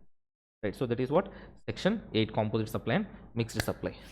So we are left out with finally some small clarifications. So first clarification here, you are going to printing press. Another 5 minutes will be finishing this, don't worry. So printing services, sir, you are going to a printing press, you are giving them a content, sir, print me this book and give. They are printing and giving. Whether it is service or goods is what the doubt. See, for example, I am going to a printing press, giving some content and asking them to print the brochures. I'm going there not to buy the brochures. I'm going them to get there to get the printing services. Or let us assume I'm going to a shop to purchase tissue papers. There they are saying, sir, we will also print your company logo and give to you, sir, on the tissue paper. I said, okay. There I am going to buy the tissue papers, not to print the logo. So, sir, printing services, whether it is goods or service, it purely depends upon the intention. Which one mainly you are going to buy there, sir? Predominantly, I went there to buy printing services, sir. Predominantly, I went there to purchase some goods like tissue papers or office stationery or envelope cover, something. On that, incidentally, they are printing my address, printing my logo, and giving. Then I am buying goods only, sir. Mainly, printing service is incidental. So, it is supply of goods. No, sir, here I am going to get my brochures printed or leaflets printed or books printed and I am getting them, sir. Then main activity is getting printing. So that will be treated as service. So you should be focusing on what is the predominant element. Predominant element is printing, not the transfer of property in paper. Then it is supply of service. No, sir, predominant element is to supply the envelope covers, letter cards, etc., like tissue papers, office stationery, all that. Then it is supply of goods. What is the predominant element? Simple, that is what the concept. What is the predominant element? Am I clear? So that is first one. Next, sir, bus body building. Is it supply of goods or services, sir? It depends upon the facts, sir. I have purchased various spare parts, all that stuff, and I'm doing the bus body building and then I'm selling it. That is supply of goods. You are bringing everything and I'm just doing that body building of that bus and giving to you. Supply of service. Same logic for retreading of tires. Retreading of tires, sir. I am buying the old tires, doing the retreading process and selling. Supply of goods. Or you are bringing your old tires. I am doing retreading and giving. Service. Food supplied to the patients. Sir, food supplied to patients in the hospitals. If the patients are admitted patients, that is inpatients, which are provided to the inpatients. That means those who are admitted in the hospitals. Sir, they are provided based upon the advices given by the doctors or nutritionists. It is part and parcel of healthcare services. So it is not separately taxable. It is exempt under GST. What about patients who are not admitted, sir, or the visitors? Normally, when somebody are admitted in the hospital, their friends will go there only for eating. Then, sir, in that cases, what? It is taxable. It is not part and parcel of healthcare service. Okay. So that is what the point. Sir, what about taxability of free samples and gifts, sir, and buy one get one offer? Then, sir, free samples and gifts and buy one get one offer. See, understand, you call it free sample, you get call buy one get one offer. Simple. Here first, let us assume free samples. Free samples means no consideration. No consideration, no supply. Sir, no consideration, no supply. Number one. Except if it is covered in schedule 1. So free samples given, no consideration, so automatically no supply. But sir, buy one get one offer. Here the point is, buy one get one offer, we should see, sir, buy one get one free, you say, but for me it is like 2 or more supplies I am getting. You are buying 5-star and getting 5-star free. What is the tax treatment? What is tax treatment, sir? Simple, sir. There is no two different products. Only quantity column is changed. Only quantity column is changed. So what should I do now? Because quantity column is changed, sir, supply is same. There is no tax treatment, nothing. Same, whatever is like GST rate on 5 stars, the same thing will apply. 10 rupees 5-star, you buy 5-star, you get another 5-star free, means 10 rupees will be subjected to normal GST rate only, what the chocolates are subjected to. Quantity column, instead of 1 you will put 2, simple. But you say buy hair oil and get face wash free. Then we should see composite supply, mixed supply. For me it is mixed supply. I will see highest rate of tax. Or I will say buy classes and get books free. These are naturally bundled. That means we should see composite supply. That means buy one get one free is not always mixed supply. Please understand, buy one get one free is not always mixed supply. It can be composite supply, it can be mixed supply. Buy hair oil, get face wash free, mixed supply. Buy lectures and get books free, composite supply. Right? So that is what the tax treatment here. Buy one get one free. Next one.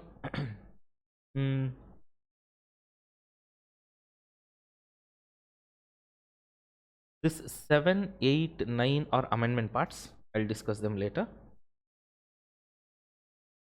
And this 10 also, 7, 8, 9, 10, 11, 10. So these are amendment parts. I'll discuss later. So with this, we are done with the supply topic. So that amendment parts, whatever is their portion, we'll take it up later. Or I mean, let us take it after the break. and there are two more clarifications also pending here. So these two clarifications and that amendment parts will take after the break.